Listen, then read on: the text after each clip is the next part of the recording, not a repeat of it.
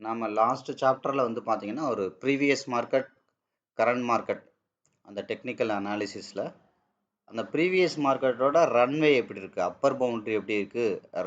Lower boundary என்ன மாரி form ஆயிருக்கு? அத கனெக்ட் பண்ணி, அதோட பவுண்டரிஸ்லாம் எப்படி வரும் அப்படிங்கிறத நம்ம பார்த்தோம்.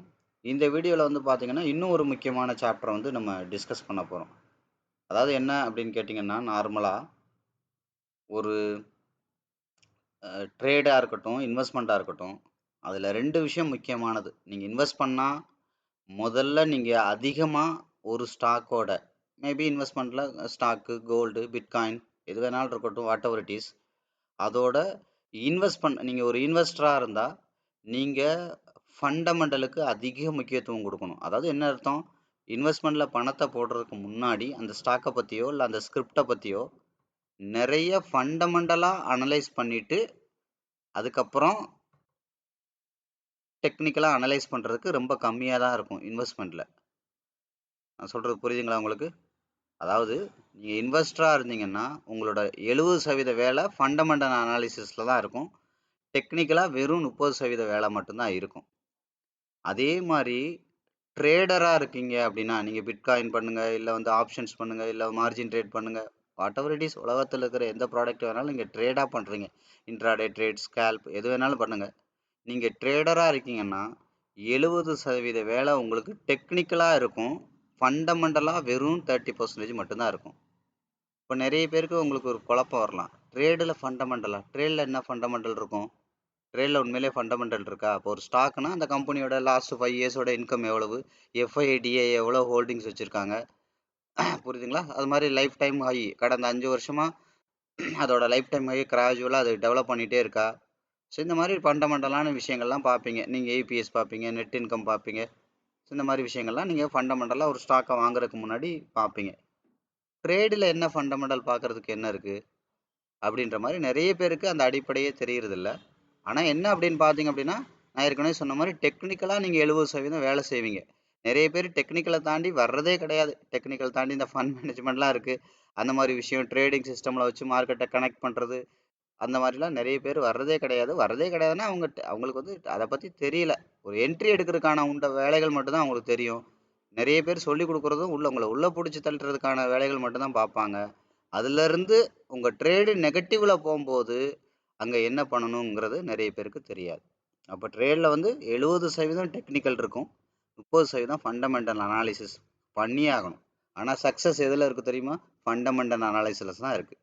இப்போ டெக்னிக்கலுங்கிறது என்னென்னா ஒரு மனுஷனோட உடம்பு மாதிரி, கரெக்டுங்களா? உடம்பு மாதிரி.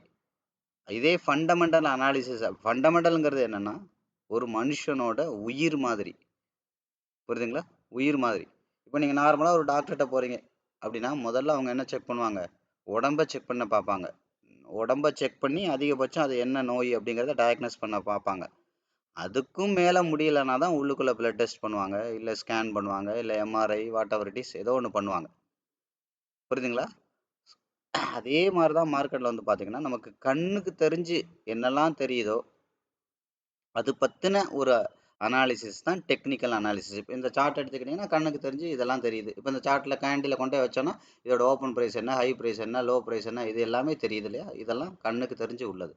அப்போ இதில் என்ன ஃபண்டமெண்டல் அனாலிசிஸ் இருக்கும் அப்படின்னு பார்த்தீங்கன்னா, இந்த இந்த பர்டிகுலர் ஹை அண்ட் லோ ப்ரைஸுக்குள்ளே என்ன மாதிரி வால்யூம் நடந்திருக்கு, அதுதான் ஃபண்டமெண்டல் அனாலிசிஸ். இப்போ நீங்கள் உங்களுக்கு ஒரு விஷயம் நீங்கள் எத்தனை பேர் கவனிச்சிங்கன்னு தெரியல. இப்போ நீங்கள் எந்த ஸ்கிரிப்ட் வேணாலும் எந்த ப்ரோக்கரில் வேணாலும் ஏதாவது ஒரு அக்கௌண்ட்டை ஓப்பன் பண்ணுங்கள். அந்த அக்கௌண்ட்டை ஓப்பன் பண்ணிட்டு இப்போ ஜெரோதால் அக்கௌண்ட் ஓப்பன் பண்ணுறீங்கன்னு வச்சுக்கோங்க ஒரு உதாரணத்துக்கு. அக்கௌண்ட் ஓப்பன் பண்ணி இப்போ ஹெச்டிஎஃப்சி பேங்க் அப்படின்னு நீங்கள் ஆட் பண்ணிங்கன்னா அந்த சார்ட் வரும்போது உங்களுக்கு டிஃபால்ட்டாக ஒரே ஒரு இண்டிகேட்டர் மட்டும்தான் வரும். அது இண்டிகேட்டர் கிடையாது. அது ஏன்னா இண்டிகேட்டருங்கிறது மாறும், மாறாமல் இருக்கும். ஆனால் டேட்டாங்கிறது மாறாது. இப்போ இந்த கேண்டில் இருக்குது அப்படின்னா இதோட open price, high price, low price, close price, இந்த பர்டிகுலர் கேண்டிலில் நடந்த வால்யூம், நம்பர் ஆஃப் குவான்டிட்டிஸ் இது மாறவே மாறாது. இன்னும் 500 வருஷம் கழித்து எடுத்து பார்த்தாலும் இந்த பர்டிகுலர் கேண்டிலோட டேட்டா பேஸ் இதுதான். அதே மாதிரி அப்போ உங்களுக்கு டிஃபால்ட்டாக என்ன வரும்னா நீங்கள் எடுத்து பாருங்கள். இது வரைக்கும் நீங்கள் கவனிச்சிருப்பீங்களா என்னன்னு தெரியாது. ஒரு சார்ட் ஓப்பன் ஆகும்போது டிஃபால்ட்டாக என்ன ஆகும்? கீழே வந்து அந்த வால்யூம் அந்த இண்டிகேட்டர் வந்து ஓப்பன் ஆகிருக்கும். நீங்கள் எடுத்து பார்த்தீங்கன்னா தெரியும். ஏன் வந்து அப்போ அந்த வால்யூம் இண்டிகேட்டர் கொடுக்கணும். எவ்வளவோ இண்டிகேட்டர் இருக்கு இல்லையா? லட்சக்கணக்கில் கோடிக்கணக்கில் இண்டிகேட்டர் இருக்குது, ப்ரோக்ராமிங் இண்டிகேட்டர்ஸ். ஏன் வந்து ஒரு எந்த கம்பெனியுமே நீங்கள் ஈவன் இந்த ஃபாரெக்ஸ் மார்க்கெட் ஓப்பன் பண்ணுங்க, இல்லை பிட்காயின் மார்க்கெட் எங்கே போய் உலகத்தில் எந்த ப்ரோக்கர்ட்டை நீங்கள் அக்கௌண்ட் ஓப்பன் பண்ணாலும் அந்த சார்ட்டை ஓப்பன் பண்ணிங்கன்னா கீழே டிஃபால்ட்டாகவே வால்யூம் வரும். அதாவது என்ன அர்த்தம்? டெக்னிக்கலுங்கிறது இந்த சார்ட்டு கண்ணுக்கு தெரிஞ்சு, வால்யூம் தான் இந்த சார்ட்டோட ஃபண்டமெண்டல். புரியுதுங்களா? அதாவது என்ன அர்த்தம் உங்களுக்கு புரிகிறபடி சொல்கிறேன். இப்போ கவனிங்க. இப்போ முதல்ல ஒரு சின்ன உதாரணம் சொல்கிறேன். நம்மளோட வீடியோ வந்து நிறைய உதாரணங்கள் இருக்கும், அது புரியணுங்கிறதுக்காக தான். கரெக்டுங்களா? ஸோ அப்போ அதனால தான் வீடியோவோட லென்த்தும் அதிகமாக போகுது. ஏன்னா சிலருக்கு இப்போ வரைக்கும் நான் சொன்னதை வச்சே நிறைய பேருக்கு புரிஞ்சிருக்கும், சிலருக்கு புரியாது. அதனால தான் நான் நிறைய உதாரணம் சொல்கிறேன். இப்போ உதாரணத்துக்கு 2 விஷயம் கேட்பாங்க டவுட்டு. என்கிட்ட என்ன கேட்பாங்கன்னா, ஒன்று நான் 5 நிமிஷத்தில் பண்ணணுமா, 1 மினிட்ல பண்ணணுமா, இல்லை 15 மினிட்ல பண்ணணுமா, இந்த மாதிரி நிறைய கேட்பாங்க. நீங்கள் எதில் பண்ணாலும் உங்களுக்கு லாபம் வராது. அப்போ என்ன நீங்கள் பண்ணணும்னு கேட்டிங்கன்னா, இந்த இந்த இந்த வீடியோ முடியும் போது உங்களுக்கு பதில் தெரிஞ்சிருக்கும். இப்போ உதாரணத்துக்கு இதுதான் வந்து ஒரு பாத்திரம்னு வச்சுக்கோங்க. அப்போ இந்த பாத்திரத்தில் ஃபுல்லாக ஒரு பைப்லேருந்து தண்ணி வருது. அப்போ தண்ணி வருதுன்னா என்ன நடக்கும்? இந்த பைப்பை ஆஃப் பண்ணாமல் விட்டோன்னா அந்த வால்யூமோட அவுட் ஃப்ளோன்னு சொல்லுவோம். இன்ஃப்ளோ அவுட் ஃப்ளோன்னு சொல்லுவோம் இல்லையா? அப்போ அந்த அவுட் ஃப்ளோ, அந்த தண்ணி வர்றதை கட் பண்ணாமல் விட்டோன்னா அப்போ என்ன ஆகும்? தண்ணி நிறைஞ்சு வெளியில் ஓடும். இப்போ தண்ணி நிறைஞ்சு வெளியில் ஓடுனா இதை விட பெரிய பாத்திரத்துக்குள்ள இந்த சின்ன பாத்திரத்தை வச்சோன்னா என்ன நடக்கும்? ஆட்டோமேட்டிக்காக இது நிறைஞ்சு வெளியில் வரும்போது இப்போ இந்த பெரிய பாத்திரம் நிறைய ஆரம்பிக்கும். இப்போ இதை ஒரு 5 மினிட்ஸ்னு வச்சுக்கோங்க உதாரணத்துக்கு. இந்த பாத்திரம் தான் 15 மினிட். அப்போ இன்னும் வால்யூமோட அவுட் ஃப்ளோ நிற்கலை, நிற்கலை அப்படின்னா மார்க்கெட் என்ன ஆகும்? இதை விட ஒரு பெரிய பாத்திரத்தில் அந்த வால்யூம் வந்து ரீஃப்ளை ஆகும். இது வந்து பார்த்தீங்கன்னா ஒரு 30 மினிட் ஆர் 1 ஹவர்னு வச்சுக்கோங்க. இப்படி தான் மார்க்கெட்டோட மூவ்மெண்ட் இருக்கும். மார்க்கெட் வந்து நம்மளோட சௌரியத்துக்காக தான் 5 நிமிஷம் 10 நிமிஷம் 1 நிமிஷம் 2 நிமிஷம் அப்படின்னு உடச்சி பிரித்து பார்க்குறமே ஒழிய, மார்க்கெட் வந்து 5 நிமிஷத்தையும் ஃபாலோ பண்ணாது, மார்க்கெட் வந்து 10 நிமிஷத்தையும் ஃபாலோ பண்ணாது, 1 ஹவரையும் ஃபாலோ பண்ணாது, டேயும் ஃபாலோ பண்ணாது. மார்க்கெட் வந்து வால்யூமை தான் ஃபாலோ பண்ணும், ப்ரைஸ் தான் வால்யூமை அட்ராக்ட் பண்ணும். கவனிங்க, ப்ரைஸு வால்யூமை அட்ராக்ட் பண்ணும், அந்த வால்யூம் தான் மார்க்கெட்டை டைரக்ட் பண்ணும். புரியுதுங்களா? மார்க்கெட்டில் இருக்கிற பையர் செல்லர், சப்ளை டிமாண்ட், இதுதான் அந்த ப்ரைஸை வந்து அந்த சார்ட்டை வந்து மேலே கீழே கொண்டு போகும். அப்போ அந்த பையரை செல்லையும் அட்ராக்ட் பண்ணுறது எது? ப்ரைஸ். அப்போ இங்கே டெக்னிக்கலாக அப்போ நீங்கள் கவனிங்க, ஒன்று இந்த சார்ட்டில் நமக்கு என்னெல்லாம் தெரியுது? ஒன்று ப்ரைஸ் தெரியுது, கவனிச்சிங்களா? ஸோ ஒன்று வந்து பார்த்தீங்கன்னா ப்ரைஸ் தெரியுது, இந்த கேண்டிலில் ப்ரைஸ் தானே தெரியுது, கம்ப்ளீட்டாக மொத்தமாக ப்ரைஸ் தெரியுது. அதுக்கப்புறம் இது ஓவரால் என்ன நடக்குங்கிறது வால்யூமில் தெரியுது. அப்போ இந்த ப்ரைஸை பற்றி அனலைஸ் பண்ணுறது தான் டெக்னிக்கல் அனாலிசிஸ். ட்ரேடில் 70% இந்த வேலை தான் பண்ணணும். புரியுதுங்களா? அதுக்கப்புறம் இந்த இந்த பர்டிகுலர் ப்ரைஸுக்குள்ளே என்ன வால்யூம் நடந்திருக்கு, பையர் செல்லரோட இன்வால்மெண்ட் எப்படி இருக்குது, இதை அனலைஸ் பண்ணுறது தான் வந்து பார்த்தீங்கன்னா இதோட ஃபண்டமெண்டல். இதில் 30% வேலைகள் இருக்குது. ஆனால் ஒரிஜினலாக சக்ஸஸ் வந்து பார்த்தீங்கன்னா இந்த 30%லாம் இருக்குது. பெரிய பெரிய பணக்காரங்க, HNI யாருமே ஜெயிக்கிற எல்லாருமே இந்த 30% அனலைஸ் பண்ணலைன்னா நீங்கள் எந்த ஃப்ரேமில் எடுத்து என்ன மாதிரி நீங்கள் பண்ணாலும் உங்களோட ட்ரேடு வந்து லாஸில் தான் முடியும். அப்போ உங்களுக்கு இப்போ ஒரு ஆன்சர் கிடச்சிருக்கா? ஒன்று, இப்போ மார்க்கெட் 5 மினிட்லேயே இருக்கட்டும், இன்னும் தெளிவாக சொல்கிறேன், நீங்கள் 5 மினிட்டே வச்சுக்கோங்க. அப்போ அந்த 5 மினிட்லேயே முதல்ல மார்க்கெட் எப்படி ஃபங்க்ஷன் ஆகும் அப்படின்னா, கவனிங்க, நம்ம பழைய சிஸ்டமுக்கு போயிடலாம். முதல்ல மார்க்கெட் இங்கேருந்து வந்து இங்கே ஒரு வி பேட்டர்ன் வச்சுருக்கு, முதல் வி பேட்டர்ன் வச்சுருக்கா? இப்போ இந்த வி பேட்டர்ன் வச்சுருக்கு அப்படின்னா முதல்ல வால்யூம் என்ன நடக்கணும் நம்ம ஜென்ரலாக பார்த்தோம். இந்த இடத்துல பை நடக்குது அப்படின்னா, எக்ஸாம்பிளுக்கு சொல்கிறேன், இந்த இடத்துல பை நடக்குது என்னென்னா, அடுத்து என்ன நடக்கும்? மார்க்கெட் வந்து இதை தாண்டி மேலே போக முடியலன்னா இதோட 25%, 50%, 75, 100 போயிருக்கணும். இவ்வளோ தூரம் போகணுன்னா கட்டாயம் பையிங் டிமாண்ட் வேல்யூ வந்து ஜாஸ்தியாகிட்டே இருக்கணும்.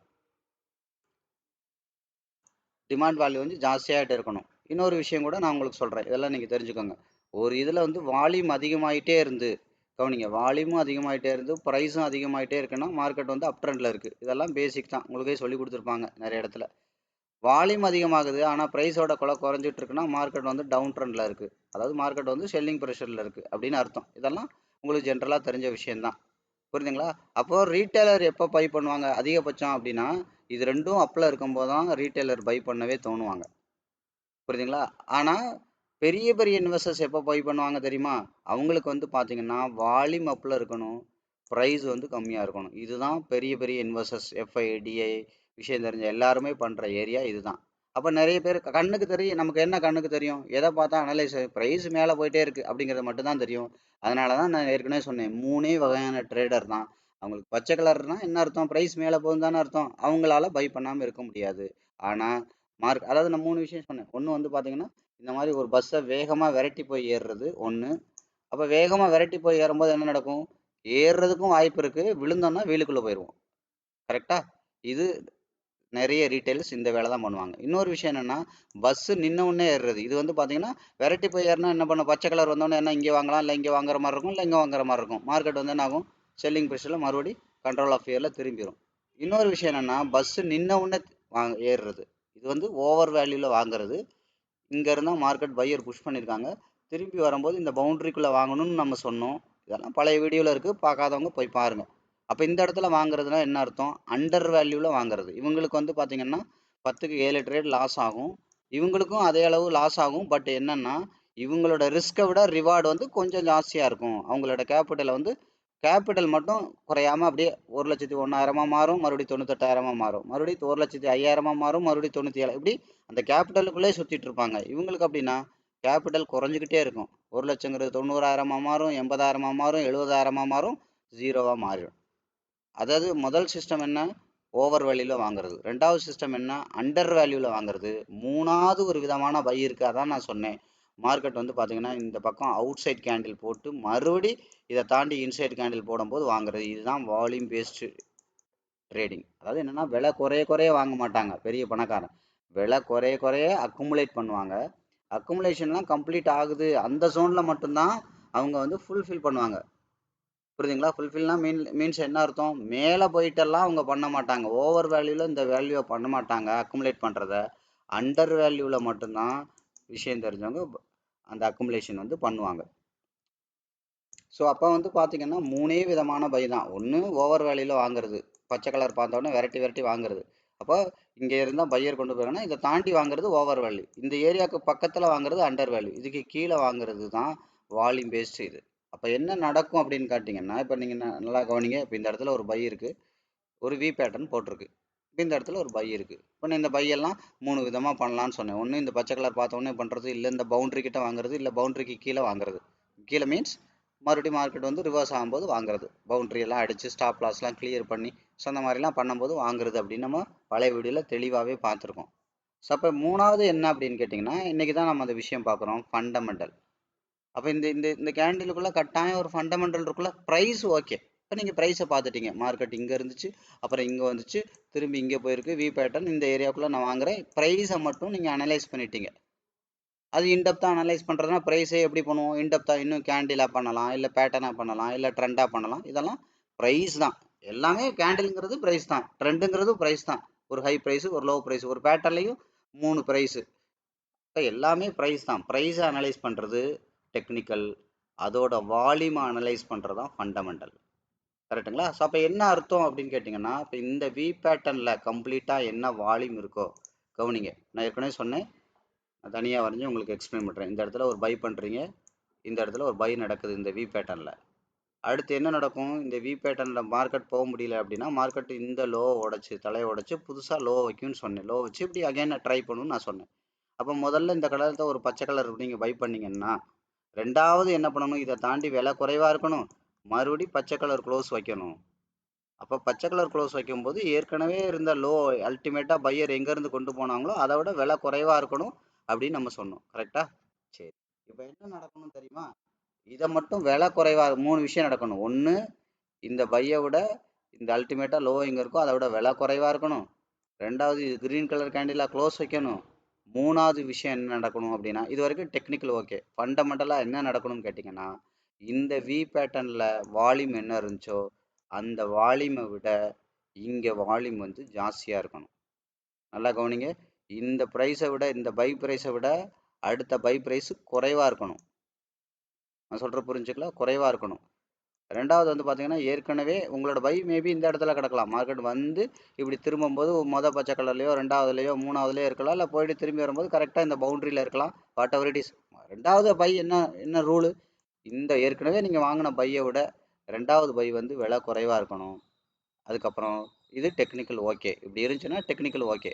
அப்போ ஃபண்டமெண்டலாக என்ன நடந்திருக்கணும், இந்த வி பேட்டர்னில் பையரோட இன்வால்மெண்ட்டோட வால்யூம் என்ன இருக்கோ அதை விட இங்கே வால்யூம் வந்து இந்த ஏரியாவில் இங்கேருந்து வந்துச்சு இல்லையா, இவ்வளோ தூரத்தில் நடந்த இந்த அக்குமுலேஷன் வால்யூம் இந்த வி பேட்டர்னில் இருக்கிற வால்யூமை விட ஜாஸ்தியாக இருக்கணும். இது ஜாஸ்தியாக இல்லைன்னா 1000%, நீங்கள் சேலஞ்ச் பண்ணியே சொல்கிறேன், 1000% அந்த ஸ்கிரிப்ட் மேலே போகவே போகாது. இதுதான் டெக்னிக்கல். அதான் நான் சொல்லியிருக்கேன், டெக்னிக்கலுங்கிறது ஃபண்டமெண்டலுங்கிறது ஒரு மனுஷனோட உயிர் மாதிரின்னு நான் சொல்லியிருக்கேன். அது நீங்கள் இன்வெஸ்ட்மெண்ட்லேயும் இருக்குது, ட்ரேடிங்லேயும் இருக்குது. இன்வெஸ்ட்மெண்ட்னா இருந்தால் நிறைய பார்ப்போம், ஃபினான்ஷியலாக பார்ப்போம், அதுக்கப்புறம் ஹோல்டிங்ஸ் விஷயமாக பார்ப்போம், ப்ரைஸ் விஷயமாக பார்ப்போம், இப்படி நிறைய ஃபண்டமெண்டல் பார்க்க முடியும். ட்ரேடிங்கில் வந்து ஒரே ஒரு ஃபண்டமெண்டல் மட்டும்தான் இருக்குது, வேறு எந்த ஃபண்டமெண்டலும் கிடையாது.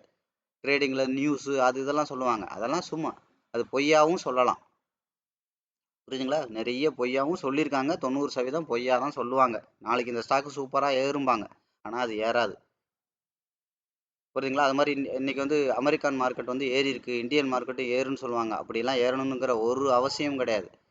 அமெரிக்கா மார்க்கெட் ஏறி இருக்கும், ஆனால் அன்னைக்கு டாலர் வேற கம்மியாக இருந்துச்சு அப்படின்னா இந்தியாவில் டாலரை பேஸ் பண்ணி பிஸ்னஸ் பண்ணுற எல்லா ஸ்டாக்குமே அன்னைக்கு இறங்கிரும். அது மாதிரி டாலரை பேஸ் பண்ணி வர்ற எல்லா டாலரை பேஸ் பண்ணாத மட்டும்தான் அன்னைக்கு ஏறும். அது மாதிரி நீங்கள் நிஃப்டியே அதாவது 3 விதமான மூவ்மெண்ட் இருக்குது மார்க்கெட்டில் வந்து பார்த்தீங்கன்னா. ஒன்று வந்து பார்த்தீங்கன்னா இன்ஸ்டியூஷன் அந்த பர்டிகுலர் கம்பெனி. ரெண்டாவது வந்து பார்த்தீங்கன்னா அந்த இண்டஸ்ட்ரி. இப்போ உதாரணத்துக்கு ஹெச்டிஎஃப்சி பேங்க் இருக்குன்னா அந்த ஹெச்டிஎஃப்சி பேங்க்கில் அதோட ப்ளஸ் ஆர் மைனஸை பொறுத்து அந்த ஸ்டாக்கு ஏறவோ இறங்கவோ செய்யலாம் ஒன்று. ரெண்டாவது ஹெச்டிஎஃப்சி பேங்க்குங்கிறது ஒரு பேங்கிங் இண்டஸ்ட்ரி, இதை தான் நான் சொன்னேன், இண்டஸ்ட்ரி. அப்போ அந்த இண்டஸ்ட்ரியில் ஏதாவது பெரிய மாற்றங்கள் வந்தாலும் அதை பொறுத்து அதை ஏறவோ இறங்கவோ செய்யலாம். மூணாவது வந்து பார்த்தீங்கன்னா எக்கனாமி. ஹெச்டிஎஃப்சி பேங்க்கும் நல்லாயிருக்கும், இண்டஸ்ட்ரியும் நல்லா இருக்குது, ஆனால் கொரோனா வந்துச்சுன்னா இதுதான் எக்கனாமி, அதனாலையும் அந்த ஸ்டாக்கு ஏறலாம் இறங்கலாம். அப்போ இதே அமெரிக்காவில் வேர்ல்டு எக்கனாமியை இன்னும் கொஞ்சம் பெருசாக பார்க்குறோம். அப்போது ஒரு ஸ்டாக்கில் எக்கனாமியோட அந்த இப்போ உதாரணத்துக்கு வச்சுக்கோங்க, எக்கனாமி சூப்பராக இருக்குது, இப்போ எஸ் பேங்க் ஏன் 0க்கு போச்சு, ஏன் 4 ரூபாய்க்கு போச்சு, சத்தியம் கம்ப்யூட்டர்ஸ் ஏன் 4 ரூபாய்க்கு போச்சு, நிறைய ஸ்டாக் ஏன் 0க்கு போகுது? ஏன் எக்கனாமி சூப்பராக தானே இருக்குது, அமெரிக்கன் எக்கனாமி சூப்பராக இருக்குது, இந்தியன் எக்கனாமி சூப்பராக இருக்குது, சொல்ல போனால் அந்த இண்டஸ்ட்ரியே நல்லா தான், ஏன் அது ஏறல? அதுதான் சொல்கிறேன், இப்படி மொட்டையாக பார்க்கக்கூடாது பிளைண்டாக. அமெரிக்கா மார்க்கெட் ஏறிடுச்சு, ஓ இந்திய மார்க்கெட் அப்படிலாம் கிடையாது. அதெல்லாம் சும்மா அடிப்படை கரெக்டு, ஆனால் இன்டெப்த்தாக பார்க்கணும். அப்போ எல்லா நாளும் அமெரிக்கா மார்க்கெட் ஏறும்போது அமெரிக்க பங்குச்சந்தை பாசிட்டிவ்ல ஓப்பன் ஆச்சுன்னா இந்தியன் மார்க்கெட் எல்லா நாளும் பாசிட்டிவ்ல தானே இருக்கணும், ஏன் நெகட்டிவ்ல இருக்கு? இன்டெப்த்தாக பார்க்கணும். ஓவரால் அனாலிசிஸ் இருக்கு, இன்டெப்த் அனாலிசிஸ், இண்டிவிஜுவல் அனாலிசிஸ் இருக்கு. இண்டிவிஜுவலாக உங்களுக்கு தெரிஞ்சால் மட்டும்தான் நீங்கள் ஜெயிக்க முடியும். ஓவரால் எல்லாருக்கும் பொதுவான விஷயம், இந்த இடத்துல சப்போர்ட் இருக்கு, இந்த இடத்துல ரெசிஸ்டன்ஸ் இருக்கு, இது நடந்திருக்கு, இதெல்லாம் ஓவரால் கிடையாது. ஐ மீன் ஓவரால் இண்டிவிஜுவலாக பார்க்கணும். அதான் சொன்னேன், என்னதான் எக்கனாமி பாசிட்டிவாக இருந்தாலும் அந்த பர்டிகுலர் கம்பெனி பயங்கரமாக நெகட்டிவ்ல இருக்கு அப்படின்னா அது நெகட்டிவ்ல தான் போகும். எஃப்ஐஓட ஹோல்டிங்ஸ் தான் ஒரு கம்பெனிக்கு ரொம்ப ரொம்ப முக்கியம். உங்களுக்கு ஒரே ஒரு டேக்லைன் சொல்லி முடிக்கிறேன்.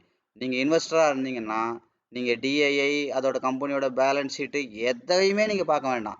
எஃப்ஐஐ வந்து அந்த ஸ்டாக்கை 35% மேலே வச்சுருக்காங்க அப்படின்னா ஹோல்டிங்ஸில் நீங்கள் கண்ணை மூடிட்டு அந்த ஸ்டாக்கை வாங்க, உங்களுக்கு அந்த ஸ்டாக்கு நெகட்டிவ்லேயே போகாது. ஏன்? எஃப்ஐங்கிறது இந்தியாவில் இருக்கிற டிஐஐ மியூச்சுவல் ஃபண்ட் கம்பெனி கூட லஞ்சத்தை வாங்கிட்டு அந்த ஸ்டாக்கை வாங்கி வைப்பான். எல்ஐசியோட பாதி ஸ்டாக் உருப்படாத ஸ்டாக்கு தான் இருக்கும். காரணம்னா காசை வாங்கிட்டு வாங்கி வைக்கிறது. ஆனால் எஃப்ஐஐ அந்த வேலையே பண்ண மாட்டாங்க. ஏன்னா அவன் உண்மையிலே டெடிக்கேட்டடாக, ஏன்னா சீரியஸாக உள்ள ஸ்டாக் ஃபண்டமெண்டலாக ஸ்ட்ராங்காக இருக்கிற ஸ்டாக்கை மட்டும் தான் பண்ணுவாங்க. இப்போ உதாரணத்துக்கு எடுத்துக்கிட்டிங்கன்னா ஹெச்டிஎஃப்சி பேங்கோட கிட்டத்தட்ட அதிக எஃப்ஐஐ ஹோல்டிங்ஸ் யார் வச்சுருக்காங்கன்னா கவர்மெண்ட் ஆஃப் சிங்கப்பூர் வச்சுருக்காங்க. ஏன்னா ஒரு ஸ்டாக்கோட ஃபண்டமெண்டலாக ஸ்ட்ராங்காக அனலைஸ் பண்ணாமல் லஞ்சத்தை வாங்கிட்டுலாம் எஃப்ஐஐ வாங்க மாட்டான். டிஐ வாங்குவான், நான் இதை ஓப்பனாகவே சொல்கிறேன், வாங்குவாங்க. நிறைய இந்த அம்பானி ஸ்டாக்கு அதானி ஸ்டாக்கெல்லாம் உருப்படாமல் போனது காரணமே என்னென்னா இவங்க காசை வாங்கிட்டு வாங்கினதான். நிறைய கம்பெனியை போலியாக உருவாக்குவாங்க, போலியாக உருவாக்கி சாமானியனை உள்ளே இழுத்து விட்டுட்டு கடைசியில் அந்த கம்பெனியை தரமட்டமாக்கி அப்படியே இது பண்ணிடுவாங்க. அப்போ அதெல்லாம் எப்படி கண்டுபிடிக்கலான்னு கேட்டிங்கன்னா அந்த ஸ்டாக்லலாம் நீங்கள் பாருங்கள் எஃப்ஐடிஏ இருக்க மாட்டாங்க. நீங்கள் நல்லா பெர்ஃபார்ம் பண்ணுற 10 ஸ்டாக் எடுத்து பாருங்கள், அந்த 10 ஸ்டாக்லையுமே எஃப்ஐஐ 35% மேலே இருப்பாங்க, இல்லை 100% இருப்பாங்க. நீங்கள் வேணால் எடுத்து பாருங்கள். அப்படி இல்லைன்னா அந்த ஸ்டாக்கு பக்கமே போகாதீங்க. இது ஒன்று. ரெண்டாவது விஷயம் என்னென்னா, ஒரு ஸ்டாக்கு ஒவ்வொரு 5 வருஷத்துக்கு ஒரு தடவை அந்த ஸ்டாக்கு லைஃப் டைம் ஆகி புது புது விலையாக வச்சுட்டே போகணும். உதாரணத்துக்கு எடுத்துக்கோங்க, ஒரு இடத்துல இடம் வாங்குறீங்க, 5 வருஷம் ஆச்சு, 1 லட்சத்துக்கு ஒரு சென்ட் வாங்குனீங்க, இப்போ வரைக்குமே 80,000க்கு தான் கேட்குறாங்க, 70,000க்கு கேட்கணும், அந்த இடத்த வச்சுக்கலாமா? வச்சுக்கக்கூடாது. அப்போ 5 வருஷத்துக்கு ஒரு தடவை அந்த ஸ்டாக்கு கண்டிப்பாக என்ன நடக்கணும்? புதுசு புதுசாக அதோட லைஃப் டைம் கை வச்சுக்கலாம். வச்சே ஆகணும். வச்சுக்கலாம்லாம் கிடையாது, வச்சே ஆகணும். 5 வருஷம் கீழே எங்கே வேணாலும் போட்டோம். ஆனால் அடுத்த 5 வருஷம் டைம், லைஃப் டைம் ஹை வந்ததுலேருந்து 5 வருஷத்துக்குள்ளே அது புதுசாக ஒரு லைஃப் டைம் ஹை வைக்கலைன்னா அந்த ஸ்டாக் பக்கம் போகாதீங்க. அப்போ ஒவ்வொரு 5 வருஷத்துக்குள்ளே அது புதுசாக லைஃப் டைம் வைக்கிற ஸ்டாக்கில் எஃப்ஐஐ கண்டிப்பாக 35% மேலே இல்லைன்னா அந்த ஸ்டாக் டைம் போகாது. எஃப்ஐஐ டிஐஐ பார்த்துடாதீங்க. டிஐஐ பார்த்தீங்கன்னா தலையில் துண்ட போட வேண்டியதான். ரெண்டாவது. மூணாவது என்ன நடக்கணும்னா, ஒரு 5 வருஷம் ஒரு கம்பெனியோட மொத்த ப்ராஃபிட்டை பார்த்துக்கிட்டே வாங்க. லாஸ்ட் 5 இயர்ஸில் குறைஞ்சபட்சம் 3 வருஷத்துக்கு மேலே அவங்க ப்ராஃபிட்டில் இல்லைன்னா அந்த ஸ்டாக்கை தலையை தூக்கி தூர போடுங்க. நான் சொல்கிற 3 விஷயம்தான். எல்லாத்தையும் நான் 3 சொல்லிட்டேன். நீங்கள் இந்த மாதிரி எடுத்து உலகத்தில் இருக்கிற எந்த ஸ்டாக்கை வேணாலும் இந்த 3 ஃபில்டரும் பொருந்துகிற ஸ்டாக்கை நீங்கள் எடுத்து வைங்க. உங்களோட கேபிட்டல் நெக்ஸ்ட் 2 to 3 இயர்ஸுக்குள்ள உங்களோட இந்த மாதிரி ஒரு 10 ஸ்டாக்ல இப்போ இன்வெஸ்ட் பண்ணுவீங்க. நெக்ஸ்ட் 2 to 3 இயர்ஸுக்குள்ள உங்களோட கேபிட்டல் டபுள் ஆகலைன்னா நான் இந்த இண்டஸ்ட்ரி விட்டே போயிடுறேன். சொல்கிறது புரியுதா? 3 விஷயம்தான் ஃபண்டமெண்டல். உலகத்தில் நீங்கள் என்னென்னமோ படிச்சிருப்பீங்க, என்னென்னமோ கதை சொல்லுவானுங்க. ஏன் தெரியுமா? இந்த 3 விஷயத்துக்குள்ளேயே அந்த கம்பெனியோட எல்லாமே வந்துடும். ஒரு கம்பெனியில் ப்ராஃபிட்டு 5 வருஷம் 3 வருஷமாவது ப்ராஃபிட் இருக்கணும்னு சொல்லியிருக்கேன். அதிகமாகிட்டே இருக்கணும். இப்போ மொதல் வருஷம் 100 கோடினா லாஸ்ட் 5 இயர்ஸ் எடுங்க. 2வது வருஷம் 120 கோடியாக இருக்கணும். 3வது வருஷம் 130 கோடியாக இருக்கணும். 4வது வருஷம் 80 கூட இருக்கலாம். 5வது வருஷம் 120 தாண்டி இருக்கணும். அதாவது கண்டினியூஸாக ஒரு 3 வருஷமாவது ப்ராஃபிட் அதிகமாக இருக்கணும். சரி, ப்ராஃபிட் அதிகமாக இருக்கும். ஏன் அதே ப்ராஃபிட்டை வந்து ஒரு ஆடிட்டர்ஸ் வந்து பொய்யா ப்ராஃபிட்டை காட்ட முடியாதா? காட்ட முடியும். எப்படி காட்டுவாங்கன்னா, பழைய பில்டிங்லாம் இருக்கும், அதெல்லாம் விற்றுட்டு என்ன பண்ணுவாங்க, மிஷினரி பழைய பில்டிங்லாம் விற்றுட்டு அதெல்லாம் அசட்டாக காட்டிடுவாங்க பேலன்ஸ் ஷீட்டில். அசட்டாக காட்டும் போது என்ன நடக்கும்? கம்பெனி லாபம் சம்பாரித்த மாதிரியே காட்டும். ஆனால் பழசை விற்று தான் இவன் சொத்து சேர்த்துருக்காங்கிறத ரொம்ப டீப்பாக போனால் மட்டும்தான் ஆடிட்டர்ஸால் ஒரு அவங்களால பார்க்க முடியும். ஆனால் நம்ம அவுட்லைனாக இருந்து வெளியில் உள்ள மக்களுக்கு பார்க்கும்போது கம்பெனி இந்த வருஷம் இவ்வளோ லாபம் எடுத்துருக்குன்னு தான் காட்டுவாங்க. அப்போ முதல்ல ப்ராஃபிட்டு 5 வருஷத்தில் 3 வருஷமாவது கன்சிஸ்டண்ட்டாக அதிகமாக இருக்கணும். இது ஒன்று.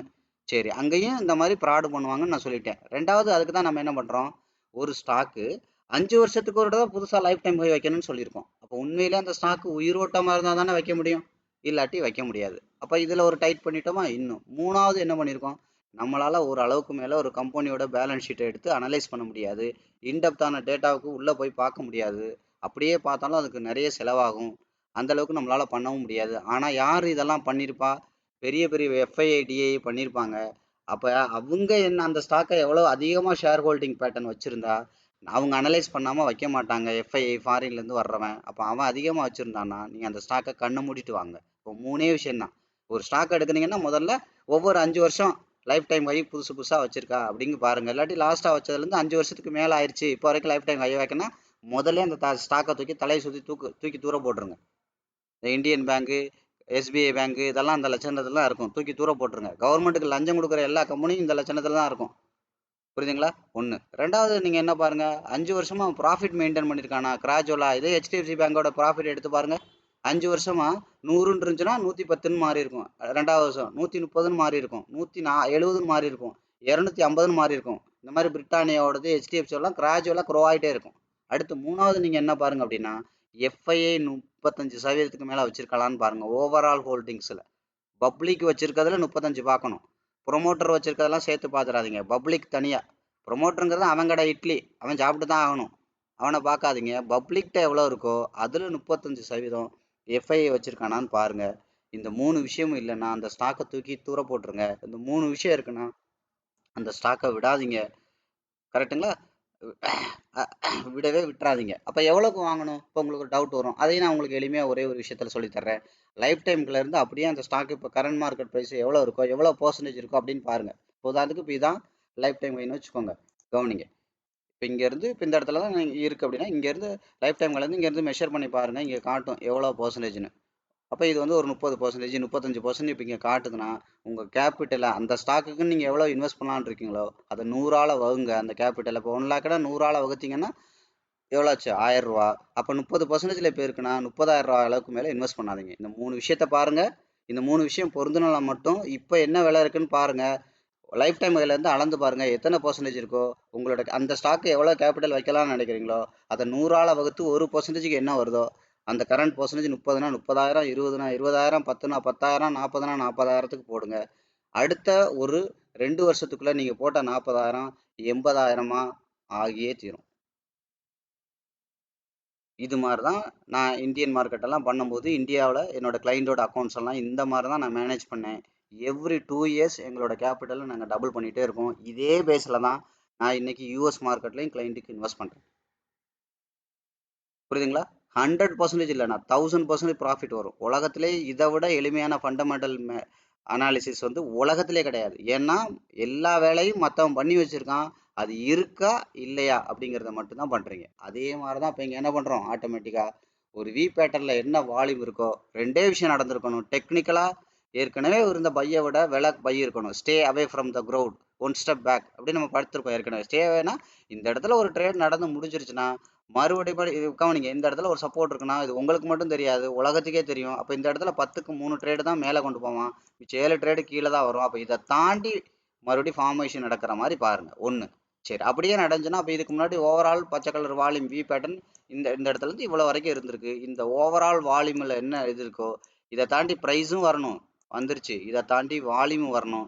வால்யூம் வரலைன்னா இந்த மாதிரி சும்மா சும்மா இப்படி காட்டும். ஃபுல் ஃப்ளெஜ்டாக 50% வரைக்கும் திரும்ப வரவே வராது. அப்போ ஓவரால் என்ன வால்யூம் நடந்திருக்கோ அந்த வால்யூமும் அதிகமாக இருக்கணும். ஓவரால் என்ன ப்ரைஸ் இருக்கோ ப்ரைஸு கம்மியாக இருக்கணும். ப்ரைஸ் கம்மியாக இருந்து வால்யூம் அதிகமாகும் போது தான் நம்ம என்ட்ரி ஆகணும். இப்போ நிறைய பேருக்கு கேட்பீங்க, அப்போ இந்த மாதிரி பெரிய பெரிய பெரிய பணக்காரன் வர்றதா பார்க்க முடியுமா? வால்யூம் அதிகமாக வருது நம்ம பார்க்க முடியும்னா அதுதான் நான் சொன்னேன் இல்லையா, இந்த ரெண்டு விஷயத்த மறைக்கவே முடியாது. டெக்னிக்கல் கண்ணுக்கு தெரிஞ்சே ஆகும், ஃபண்டமெண்டல் கண்ணுக்கு தெரிஞ்சே ஆகும். மற்ற எல்லா விஷயத்துலையும் பொய் சொல்ல முடியும், ஏமாற்ற முடியும், ஃப்ராடு பண்ண முடியும். அதான் நான் சொன்னேன் இல்லையா, ஒரு கம்பெனி லாபத்தில் இருக்குன்றத கூட ஒரு ஆடிட்டர்ஸ் நினைச்சா ஃப்ராடு பண்ண முடியும். புரியுதுங்களா? ஏன்னா நாட்டை கெடுக்கிறது ஆடிட்டர்ஸ் தான். நானும் அதான் படித்தேன், அது சொல்லக்கூடாது. உண்மை அதுதான். அது மாதிரி இப்போ நிறைய நடிகர்கள், அரசியல்வாதிகள், முக்கியமான விஐபிகள்லாம் இப்போ டிவோர்ஸ் பண்ணுவாங்க. புரியுதுங்களா? அதுக்கு என்ன காரணம்னு நீங்கள் நினச்சிட்டு இருப்பீங்க அப்படின்னா உண்மையிலே காரணம் வந்து அது கிடையாது. அவங்களுக்குள்ள ஒன்றும் பிரச்சனைலாம் ஒரு மண்ணாங்கட்டியும் கிடையாது. உண்மையிலேயே டிவோர்ஸ் ஆகிறவங்க என்ன பண்ணாங்கன்னா, டிவோர்ஸ் பண்ணுறவங்க உண்மையிலே அந்த நபரை பிடிக்கலன்னா அவங்க என்ன பண்ணணும், அவங்கள விட்டு இவன் மூஞ்சிலே முழிக்க மாட்டேன்னு விலகி போகணும். அவர் வச்சிருக்க சொத்துல எனக்கு பாதி வேணும், அவர் வீட்டுக்குள்ளே தான் நான் உட்காந்துருக்கேன்னு எந்த அறிவாளியும் கேட்க மாட்டாங்க. பணம் மட்டும் வேணும், இல்லை அந்த நபர் வேண்டான்னா அதுக்கு வந்து உண்மையான வெறுப்பு கிடையாது. அதுக்கு பின்னாடி காரணம் என்னென்னா, இப்போ ஒருத்தரோட டாக்ஸ் ஸ்லாப் வந்து ஒருத்தர்கிட்ட வந்து ஒரு 1000 கோடி இருக்குது அப்படின்னா அவரோட டாக்ஸ் ஸ்லாப் வந்து கண்டிப்பாக 50% மேலே இருக்கும். அப்போ அவரோட ஒய்ஃபுங்கிறது அவரோட ஃபேமிலியில் லீகல் ஒய்ஃபாக இருக்கும்போது என்ன ஆகும்னா அவங்களோட இதை வந்து தனியாக அவங்களுக்கு பிரித்து கொடுத்தாலும் அந்த டாக்ஸ் ஸ்லாப்பு குறையாது. இதே அவங்களுக்கு டைவர்ஸ் ஆயிடுச்சு அப்படின்னா சட்டப்படி இந்த நபர் வேற அந்த நபர் வேற. அப்போ டைவர்ஸ் ஆகும்போது இந்தியாவில் 50% சொத்துக்களை லீகலாகவே கொடுக்க முடியும். அப்படி லீகலாக கொடுக்கும்போது என்ன நடக்கும்னா இப்போ இவர் வேற அவர் வேற. இவர் 50%க்கு மேலே இருந்த டாக்ஸ் ஸ்லாப் வந்து பார்த்தீங்கன்னா ஒரு 20%க்கு ஒடியாந்துரும்.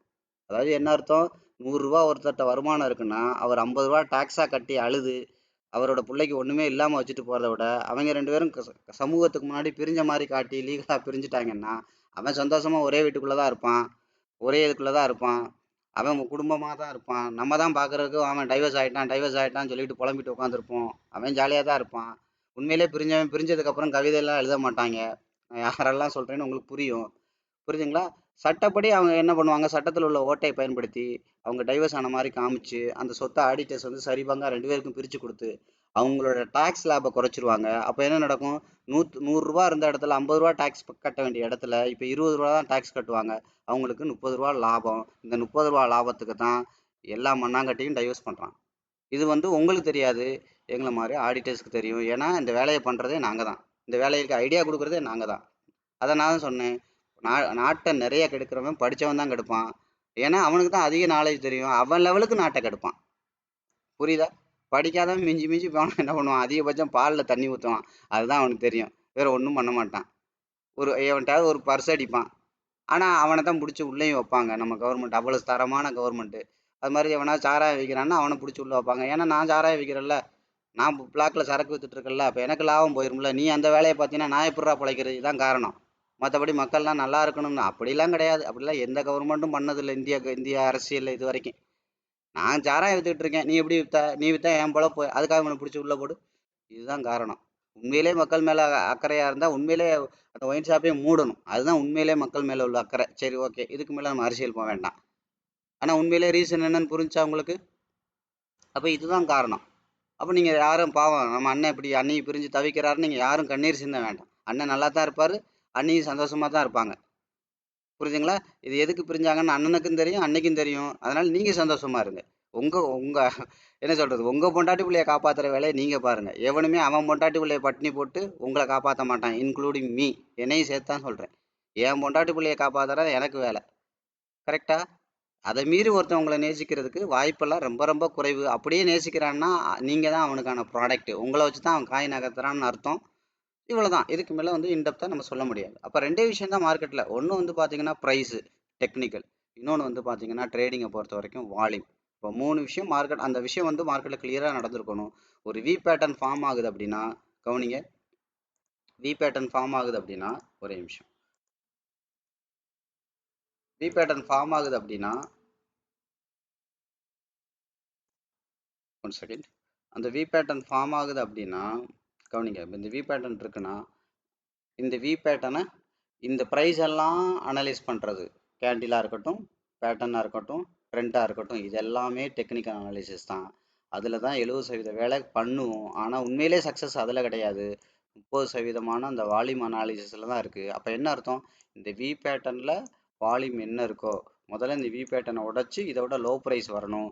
இந்த ஏரியாக்குள்ளே, இந்த பர்டிகுலர் இந்த ப்ரைஸ் பேண்டுக்குள்ளே இந்த வால்யூம் இருந்துச்சோ, இந்த வால்யூமை விட இங்கே வால்யூம் ஜாஸ்தி ஆகணும். ஜாஸ்தி ஆகாத வரைக்கும் இந்த மார்க்கெட் வந்து இந்த ஓவராலோட 50%க்கு போகவே போகாது. இதை நான் 1000% சேலஞ்ச் படியே சொல்ல முடியும்.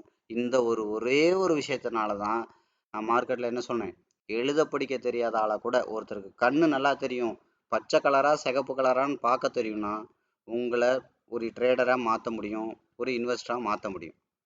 அப்படின்றத நான் சேலஞ்ச் பண்ணியே சொன்னேன். இன்னைக்கு வரைக்கும் நம்மளோட கோர்ஸ் அட்டன் பண்ணுறவங்க எல்லாருமே அவங்களோட அக்கௌண்ட் வந்து டெவலப் பண்ணுற காரணம் இந்த ஒரே ஒரு விஷயம் தான். ஏன் அப்படின்னா, நான் இப்போ சொன்னேன் இல்லையா, ஃபண்டமெண்டலாக ஒரு ஸ்டாக்கு இந்த விஷயம்லாம் இருந்தால் பண்ணுங்கன்னு. ஏன்னா அவன், அதாவது ஒரு பணக்காரனுக்கு, பணக்காரனுங்கிறத வேண்டாம், ஒருத்தனுக்கு புதையல் எங்கே இருக்குன்னு தெரியும்னு வச்சுக்கோங்க, நமக்கு தெரியாது, அவனுக்கு தெரியுது. அப்போ என்ன பண்ணுறது? அவன் சொல்கிறத செய்யக்கூடாது. ஐ மீன், அவன் என்ன பண்ணுறான்னு பார்த்து பண்ணணும். அவன் உட்காந்தா உட்காருங்க, எந்திரிச்சா எந்திரிங்க, நடந்தா நடங்க, ஓடுனா ஓடுங்க. அவன் கட்டாயம் என்னைக்கு புதையல நெருங்குவான். அவனோட சேர்ந்து நீங்களும் ஏதாவது ஒன்று எடுத்துட்டு வரலாம் இல்லையா? அதே மாதிரி தான் மார்க்கெட்டில் என்ன அப்படின்னு பார்த்தீங்கன்னா, பெரிய பணக்காரன் நம்மளால உட்காந்துட்டு இன்டெப்தா ஃபண்டமெண்டல் அனாலிசிஸ் தான் பார்க்க முடியாது.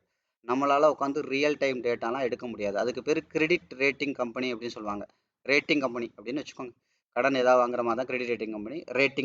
ரேட்டிங் கம்பெனி என்ன பண்ணுவாங்க? ஏன் இப்போ கூட சமீபத்தில் பார்த்தீங்கன்னா அதானி ஸ்டாக்கு மண்ணை கவுச்சு. ஏன்? ஒரு ரேட்டிங் கம்பெனி அவன் தான் கண்டுபிடிச்சான் அதானி இவ்வளோலாம் ஃபோர்ஜரி பண்ணியிருக்காங்க அப்படின்னு சொல்லி. அப்போ அந்த மாதிரி ரேட்டிங் கம்பெனி தான் ஒரு கம்பெனியோட பயங்கரமான இன்டெப்தான விஷயங்கள் எல்லாம் போய் உள்ள நுழைஞ்சு பார்ப்பாங்க. அந்த ரேட்டிங் கம்பெனி யாருக்காக வேலை செய்வாங்க? அவங்க மியூச்சுவல் ஃபண்ட் கம்பெனிக்காக வேலை செய்வாங்க. மியூச்சுவல் ஃபண்ட் கம்பெனியை ரேட்டிங் கம்பெனியை அப்ரோச் பண்ணுது. ஏன்னா மக்களோட பலாயிரம் கோடியான பணத்தை அந்த பர்டிகுலர் ஸ்டாக்லேயோ கம்பெனிலேயோ போடணும். அப்போ ஏனோ தானே போட முடியுமா? இன்னும் பச்சையாக சொன்னால், அந்த கம்பெனியோட சிஇஓஸ், டைரக்டர்ஸ், இவங்களுக்கெல்லாம் என்ன நோய் இருக்குது அப்படிங்கிற டேட்டா பேஸ் முதற்கொண்டு அவங்க எடுத்து வைப்பாங்க. லாஸ்ட்டாக, இது இது நான் ஓப்பன் மீடியாவில் ரொம்ப ரொம்ப ஒரு சொல்லணும். ஆனால் பட் பார்த்தீங்கன்னா இது வந்து கொஞ்சம் நீங்கள் தப்பாக எடுத்துக்க வேண்டாம். லாஸ்ட்டாக அவங்க வந்து எத்தனை மில்லிகிராம் மோசன் போனாங்கன்ற முதற்கொண்டு அந்த டேட்டா பேஸ் முதற்கொண்டு அவங்க சோர்ஸ் பண்ணுவாங்க. நம்ம வேணா அவங்கள எதுவுமே ஃபாலோ பண்ணாத மாதிரி தெரியும். ஆனால் ரேட்டிங் கம்பெனி வந்து உளவுத்துறை மாதிரி, கார்ப்பரேட் உளவுத்துறைன்னு வச்சுக்கோங்க. நீங்கள் ஒரு கம்பெனியோட எவ்வளவு பர்சனலான விஷயத்துக்குள்ளே போக முடியுமோ அவ்வளவு பர்சனலான விஷயத்துக்குள்ளே இன்டெப்த்தாக போவாங்க. அவங்க எப்படி தான் போகிறாங்கன்னே தெரியாது, அந்த அளவுக்கு போவாங்க. அதுதான் ரேட்டிங் கம்பெனி. அந்த ரேட்டிங் கம்பெனியோட ரிப்போர்ட்டை பொறுத்து தான் மியூச்சுவல் ஃபண்ட் கம்பெனி இன்வெஸ்டே பண்ணுவாங்க. கரெக்டா? அப்போ அந்த அந்த மாதிரி டேட்டாலாம் நம்ம பண்ண முடியுமா? பண்ண முடியாது. நான் ஏற்கனவே சொன்னேன் இல்லையா, நம்ம 10 கிலோ தக்காளி வாங்கி விற்கிறோமே, இவ்வளோ பெரிய வேலையெல்லாம் இவ்வளோ டீப்பாக ஃபண்டமெண்டல் அனாலிசிஸ்லாம் நம்ம பண்ண முடியாது. ஆனால் எஃப்ஐ பண்ணியிருப்பான்ல கண்டிப்பாக. ஒரு ஹெச்டிஎஃப்சி பேங்க்கில் கவர்மெண்ட் ஆஃப் சிங்கப்பூர் போடுறாங்கன்னா, அது இவ்வளோக்கும் சொல்லப்போனால் கவர்மெண்ட் எம்ப்ளாயோட பென்ஷன் ஃபண்டை தான் சிங்கப்பூர் கவர்மெண்ட் இன்வெஸ்ட் பண்ணியிருக்காங்க ஹெச்டிஎஃப்சி பேங்க்கில். அப்போ எவ்வளோ டீப்பாக அனலைஸ் பண்ணியிருப்பாங்க, எவ்வளோ அடி ஆழ வரைக்கும் போய் நோண்டியிருப்பாங்க ஃபண்டமெண்டல்லாம். அப்போ நம்ம அந்த வேலையை பார்க்க முடியாது. ஆனால் அதை பண்ணி வச்சவன் எஃப்ஐ வாங்கினா அவன் பண்ணாமல் வாங்க மாட்டான்னு நமக்கு தெரியும். அப்போ அவன் அவன் அவன் அவன் வாங்கியிருந்தானே நம்ம வாங்கியிருக்கலாம், வாங்க வேண்டியதானே? ஓகேவா? ஒன்று. அப்போ ஏன்னா அவன் வாங்கிட்டான்னா அங்கே ஏமாறுறதுக்கு ஒன்றுமே இல்லை. ஏன்னா வாங்கினது நமக்கு வெளியில் நல்லாவே தெரிஞ்சிடும், ஷேர் ஹோல்டிங் பேட்டரில் தெரிஞ்சிடும். அதனால தான் நான் சொன்னேன், வாங்கினதுக்கப்புறம் வாங்குங்க. அதே மாதிரி தான் ட்ரேடில் ட்ரேடில் வால்யூம் அனாலிசிஸ் உண்மையிலே ஒருத்தன் அந்த இடத்துக்கு வர்றான்னா பெரிய பணக்காரன் எஃப்ஐஏ டிஐஐ இவங்கெல்லாம் வந்ததுக்கப்புறம் நீங்கள் அந்த இடத்துல வாங்குங்க. புரியுதா? அப்போ 2 விஷயம் நான் மறுபடியும் உங்களுக்கு கிளாரிட்டியாக சொல்கிறேன். ஒன்று வந்து பார்த்தீங்கன்னா ஒரு வி பேட்டர்ன் ஃபார்ம் ஆகுதுன்னா இந்த இருக்கு வி பேட்டர்ன், இந்த வி பேட்டர்ன் ஃபார்ம் ஆகுதுன்னா இதை தாண்டி விலை கம்மியாக வரணும், வந்துருச்சு. இந்த ஏரியாவில் என்ன வால்யூம் இருந்துச்சோ ஓவரால் வால்யூம், அந்த ஓவரால் வால்யூம் இங்கே ஜாஸ்தி ஆகணும். ஜாஸ்தி ஆகணும்னா மார்க்கெட்டு போகிற மாதிரி போயிட்டு கீழே தான் வரும். புரிஞ்சா? அப்போ இந்த ப்ரைஸ் எல்லாம் அனலைஸ் பண்ணுறது வந்து டெக்னிக்கல் அனாலிசிஸ். இது 70% பண்ணுவோம். இந்த வால்யூம் அனலைஸ் வந்து 30% பண்ணணும். ஆனால் இந்த 30%த்தில் தான் ஓவரால் சக்ஸஸே இருக்குது. இந்த 30% அனலைஸ் பண்ண தெரிஞ்சவங்க மட்டும்தான் ஹை ப்ராஃபிட் எடுக்க முடியும். ஹை ப்ராஃபிட்னா ஒரு ட்ரேடு முடிக்கும் போதே என்ன சொல்கிறது, இந்த ஏரியாலாம் பை பண்ணவங்க என்ன எடுத்துருவாங்களோ அது மாதிரி கிட்டத்தட்ட 5லேருந்து 7 மடங்கு ப்ராஃபிட் எடுக்க முடியும். இதுதான் ஃபண்டமெண்டல். அதனால தான் எப்போவுமே சொல்கிறது ஃபண்டமெண்டல்ங்கிறது உயிர். அதனால தான் ரொம்ப இன்டெப்த்தாக படிக்கிறவங்களுக்கு சம்பளம் அதிகம். இப்போ பாருங்கள், பிரெயின் ஃபண்டமெண்டல் டிசீஸ், ஐ மீன் என்ன சொல்கிறது, உயிர் சம்மந்தப்பட்டது. லைட்டாக அப்படி ஒரு இன்ச்சு அழுத்தி போட்டான்னா ஆள் போய் சேர்ந்துருவான். ஹார்ட்டை தூக்கி தனியாக அப்படி தொங்க போட்டுட்டு சர்ஜரி பண்ணுவாங்க. அப்போ எவ்வளோ விஷயம். அதனால தான் அவங்களுக்குலாம் சம்பளம் 5 லட்சம் 10 லட்சம் ஒரு சர்ஜரிக்கு. இதை கையை பிடிச்சி காய்ச்சல் பார்க்குறது, நாக்க நீட்டு சொல்லி இதை பார்க்குறது, அவங்களுக்குலாம் நான் தப்பாக சொல்லலை, அவங்களுக்குலாம் சம்பளம் கம்மி. ஒரு பேஷண்ட்டை பார்த்தா ஒரு 100 கிடைக்கும், இல்லை 200 கிடைக்கும், இல்லை அதிகபட்சம் 500 கிடைக்கும். இதே ஒரு நியூரோ டாக்டரோ இல்லை ஒரு ஹார்ட் சர்ஜனோ அவங்க ஒரு பேஷண்ட்டை ஓபியாக பார்த்தா கூட 2000 கேட்பாங்க. சென்னையிலலாம் 5000 கேட்பாங்க பெரிய பெரிய ஹாஸ்பிட்டல். ஏன்னா அவங்கெல்லாம் ஃபண்டமெண்டல் உயிர் சம்மந்தப்பட்டதே இன்டெப்த்தாக போய் அனலைஸ் பண்ணுறவங்க ஒரு ஹியூமன் பாடியை. அப்போ அந்த மாதிரி ஃபண்டமெண்டலாக அனலைஸ் பண்ண தெரிஞ்சவங்க தான் மார்க்கெட்டில் அதிகமாக சம்பாதிக்க முடியும். ஓகே, சரி. இப்போ உங்களுக்கு இன்னொரு டவுட் வரலாம். இப்படி ஒரு வி பேட்டர்ன் இருக்குது, நான் இதுவும் பண்ணிட்டேன், இதை விட எனக்கு அடுத்து 2வது பை பண்ணுறதுக்கு வந்து இல்லை வாட் எவர் இட் இஸ், நான் இப்போ தான் ஃபர்ஸ்ட் பையே பண்ணுறேன், நான் டைம் இன்வெஸ்ட்மெண்ட் பண்ணி பண்ணுறேன் அப்படிங்கிறவங்களுக்கு வந்து பார்த்தீங்கன்னா இங்கே வால்யூமும் அதிகமாக இருக்குது, சரி, ப்ரைஸும் இதை விட கம்மியாக இருக்குது, ஓகே, ஓவரால் வால்யூமும் நல்லா வந்துருச்சு, பெரிய பணக்காரனும் வந்துட்டான். புரியுதுங்களா? அப்போ நான் இந்த இடத்துல பை பண்ணால் எனக்கு கண்டிப்பாக லாஸே வராதா? இப்போ நான் ஏற்கனவே ஒரு விஷயம் சொல்லியிருக்கேன், கவனிங்க கவனிங்க கவனிங்க. ஒரு விஷயம் சொல்லியிருக்கேன். ஒன்று, ஒரு மார்க்கெட், ப்ரீவியஸ் மார்க்கெட் இல்லை கரண்ட் மார்க்கெட் அப்படின்னா மார்க்கெட் வந்து ஷார்ட் டேர்மாக இருக்கும்போது 10க்கு 3 ட்ரேடு மட்டும்தான் ப்ராஃபிட் போகும், 7 ட்ரேடு லாஸ் தான் வரும்னு சொல்லியிருக்கேன் ஷார்ட் டேர்ம் பவுண்ட்ரியில். கரெக்டா? சரி, அடுத்து என்ன பண்ணணும்? அப்போ எனக்கு இந்த 3 ட்ரேடு லாஸ் ப்ராஃபிட் போனால் பத்தாது, இந்த 7 ட்ரேடு லாஸ் ஆகக்கூடாது. இது வந்து இந்த லாஸை குறைக்கணும் அப்படின்னா என்ன பண்ணணும்? டைம் இன்வெஸ்ட் பண்ணி என்னோட 2வது ட்ரேடை நான் மிட் டேர்ம் பவுண்ட்ரியில் தான் எடுக்கிறேன். இந்த மிட் டேர்ம் பவுண்ட்ரியில் எடுத்தால் ஒரு 5 ட்ரேடு நேரடியாக ப்ராஃபிட் வர்றதுக்கு வாய்ப்பு இருக்குது. மீதமுள்ள 5 ட்ரேடை மெக்கானிசம் பண்ணால் தான் கொண்டு வர முடியும்னு நான் சொல்லியிருக்கேன். அடுத்து வந்து பார்த்தீங்கன்னா மார்க்கெட் இன்னும் எனக்கு வந்து 5 ட்ரேடும் லாஸ் ஆகக்கூடாது, எனக்கு அதிகபட்சம் ஒரு 7 ட்ரேடு ப்ராஃபிட் வந்துடணும் அப்படின்னா அது வந்து லாங் டேர்ம் பவுண்ட்ரியில் மட்டும்தான் பண்ணணும்னு சொல்லியிருக்கேன். சரியா? இப்போ இன்னொரு விஷயம் இருக்குது. அப்போ 7 ட்ரேடு தான் லாங் டேர்ம் பவுண்ட்ரியில் நேரடியாக ப்ராஃபிட் போகும்னா 3 ட்ரேடு நெகட்டிவாக போகும்னு அர்த்தம் தானே? அப்போ அந்த 3 ட்ரேடும் எனக்கு வந்து நெகட்டிவாக போகக்கூடாது, என்னோட ட்ரேடில் வந்து பார்த்தீங்கன்னா அதுவும் ப்ராஃபிட்டாக போகணும் அப்படின்னா இந்த ஃபண்டமெண்டல் அனாலிசிஸ், இந்த வால்யூம் அனாலிசிஸ் எடுத்திங்கன்னா கிட்டத்தட்ட 8லேருந்து 9 ட்ரேடு கன்ஃபார்மாக நீங்கள் அட்டன் பண்ணுற 8லேருந்து 9 ட்ரேடு கன்ஃபார்ம்டாக ப்ராஃபிட் போயிடும். நான் சொல்கிற புரியுதுங்களா? 3 ட்ரேடு எனக்கு ப்ராஃபிட் போனால் போதுன்னா அதோட பவுண்ட்ரி வேறு. நான் எடுக்கிற 5 ட்ரேடில் எனக்கு நேச்சுரலாகவே ப்ராஃபிட் போகணுன்னா அதோட பவுண்ட்ரி வேறு. புரியுதுங்களா? ஸோ அதுக்கப்புறம் 7 ட்ரேடு நேச்சுரலாக ப்ராஃபிட் போகணுன்னா அதோட பவுண்ட்ரி வேறு. நான் எடுக்கிற 9 ட்ரேடுமே ப்ராஃபிட் போகணுன்னா அதுக்கு பவுண்ட்ரி கிடையாது. அதுக்கப்புறம் நீங்கள் அதை ஃபண்டமெண்டலாக அனலைஸ் பண்ணால் மட்டும்தான் நீங்கள் கண்டுபிடிக்க முடியும். இதெல்லாம் உங்களுக்கு தெரியாதனால நிறைய பேர் நினைப்பீங்க, என்னடா அவன் சும்மா ஏதோ வளரிட்டு இருக்கான், எதோ கட்டிட்டு இருக்கேன்னு. புரியுதுங்களா? இதெல்லாம் நான் ஓப்பன் சேலஞ்சாகவே கோர்ஸுக்கு வர்றவங்க கட்டாயம் கண்ணு முன்னாடியே நான் பண்ணி காட்ட தான் போகிறேன். புரியுதுங்களா? ஐ மீன் இதெல்லாம் என்னென்னா 100% முடியும். அதனால தான் நான் நம்பரில் சொல்கிறேன். நம்பரில் சொல்கிற போது பொய் சொல்ல முடியாது. அதெல்லாம் ஆவரேஜாக ப்ராஃபிட் வருங்க, அதெல்லாம் இவ்வளோ வருமா, ஏன் நான் துல்லியமாக ஒவ்வொரு விஷயத்தையும் நான் பர்சன்டேஜ் சொல்கிறேன், நம்பர் சொல்கிறேன், எல்லாமே நம்பர் சொல்கிறேன்னா இந்த ஃபண்டமெண்டல் அனாலிசிஸும் உங்களுக்கு பண்ண தெரிஞ்சு அப்படின்னா நீங்கள் எடுக்கிற ட்ரேடில் 9 ட்ரேடு ப்ராஃபிட்டோட புக் பண்ண முடியும். அப்போ அந்த 1-2 ட்ரேடு கண்டிப்பாக லாஸ் ஆகுமா அப்படின்னா லாஸ் ஆகும். அப்போ அந்த ட்ரேடையும் எப்படி நம்ம சரி பண்ணுறது? அதுக்கு தான் நான் 2வது விஷயம் என்னென்னா, அப்போ டெக்னிக்கலாக எந்த அளவுக்கு டைட் பண்ண முடியும் அப்படின்னா ட்ரேடை வந்து short term, mid term, long term இந்த மாதிரி பவுண்ட்ரிக்குள்ளே மட்டும்தான் வச்சு டைட் பண்ண முடியும். ஸோ அதுக்கப்புறம் என்ன பண்ணுவோம், இன்னும் எனக்கு கொஞ்சம் அதிகமாக மார்க்கெட்டை வந்து டைட் பண்ணணும், எனக்கு ட்ரேடிங் இதில் ட்ரை பண்ணணும்னா ஃபண்டமெண்டலில் வச்சு டைட் பண்ணலாம். சரி, அதுலேயும் மார்க்கெட் நான் எடுத்த ட்ரேடு நெகட்டிவாக போயிடுச்சு அப்படின்னா அதை எதில் வச்சு டைட் பண்ண முடியும் அப்படின்னா அது வந்து என்னோட ஃபண்ட் மேனேஜ்மெண்ட்டில் விட்டு தான் டைட் பண்ண முடியும். இந்த ஃபண்ட் மேனேஜ்மெண்ட் அப்படிங்கிறது நான் ஏற்கனவே சொல்லியிருக்கேன், ஒரு மரத்தோட நடுத்தண்டு மாதிரி. அதனால தான் நீங்கள் பாருங்கள், எல்லா மியூச்சுவல் ஃபண்ட் கம்பெனிலையும் யார் பெரிய அதிக சம்பளம் யாருக்கு இருக்கும்னா அந்த ஃபண்ட் மேனேஜருக்கு தான் இருக்கும். நீங்கள் கவனிச்சு பார்த்தீங்களா, ஒரு மியூச்சுவல் ஃபண்ட் கம்பெனியோட ஸ்டாக்கை போட ஏதோ ஒரு ஸ்கீமில் நீங்கள் இன்வெஸ்ட் பண்ணுறீங்கன்னா கூட யாரை பார்ப்பீங்க? ஃபண்ட் மேனேஜரோட தான் பார்ப்பாங்க. அங்கேயும் டெக்னிக்கல் அனாலிஸ்ட் இருப்பாங்க, கண்டிப்பாக இருப்பாங்க. ஃபண்டமெண்டல் அனாலிஸ்ட் கண்டிப்பாக இருப்பாங்க. எல்லாமே இருந்தாலும் அதிக முக்கியத்துவம் யாருக்கு அப்படின்னா அந்த ஃபண்ட் மேனேஜருக்கு தான். ஏன் அப்படின்னா மார்க்கெட்டில் வந்து ட்ரேடு எடுத்ததுக்கு அப்புறம் ஒரு லாஸ் வருதுன்னா அது நீங்கள் டெக்னிக்கலாக சரி பண்ண முடியாது. ஏன்னா ஆல்ரெடி உள்ள பணத்தை போட்டாச்சுல்ல, ஒன்றுமே பண்ண முடியாது. அப்போ யார் அதை சரி பண்ண முடியும்னா அங்கே அந்த ஃபண்ட் மேனேஜர் மட்டும்தான் அந்த ஃபண்டை வந்து சரி பண்ண முடியும். அந்த அதான் சொன்னாலே அந்த லாஸ் ஆன அந்த அமௌண்ட் வந்து ஓவரால் ப்ராஃபிட்டில் கொண்டு வர முடியும். அதுக்கு தகுந்த மாதிரி டோட்டலாக உங்களோட ட்ரேடிங் சிஸ்டமே கம்ப்ளீட்டாக ரீஷெட்யூல் பண்ணுவாங்க. அவங்களோட ட்ரேடிங் சிஸ்டமே மறுபடி டைட் பண்ணுவாங்க. எல்லாத்தையும் கம்ப்ளீட்டாக டைட் பண்ண முடியும். கண்டிப்பாக ப்ராஃபிட்டோட கொண்டு வர முடியும். நீங்கள் நேச்சுரலாகவே யோசிங்க. நீங்கள் டைம் இன்வெஸ்ட்மெண்ட் பண்ணால் 10க்கு 7 ட்ரேடு ப்ராஃபிட்டில் வருதுன்னா நீங்கள் ஓவரால் ப்ராஃபிட்டில் தான் இருப்பீங்க. நான் சொல்கிறது என்னென்னா அந்த 3 ட்ரேடையும் ப்ராஃபிட்டில் கொண்டு வர்றதுக்கு ஃபண்டமெண்டல், மறுபடியும் அந்த 1-2 ட்ரேடையும் ப்ராஃபிட்டில் கொண்டு வர்றதுக்கு ஃபண்ட் மேனேஜ்மெண்ட்.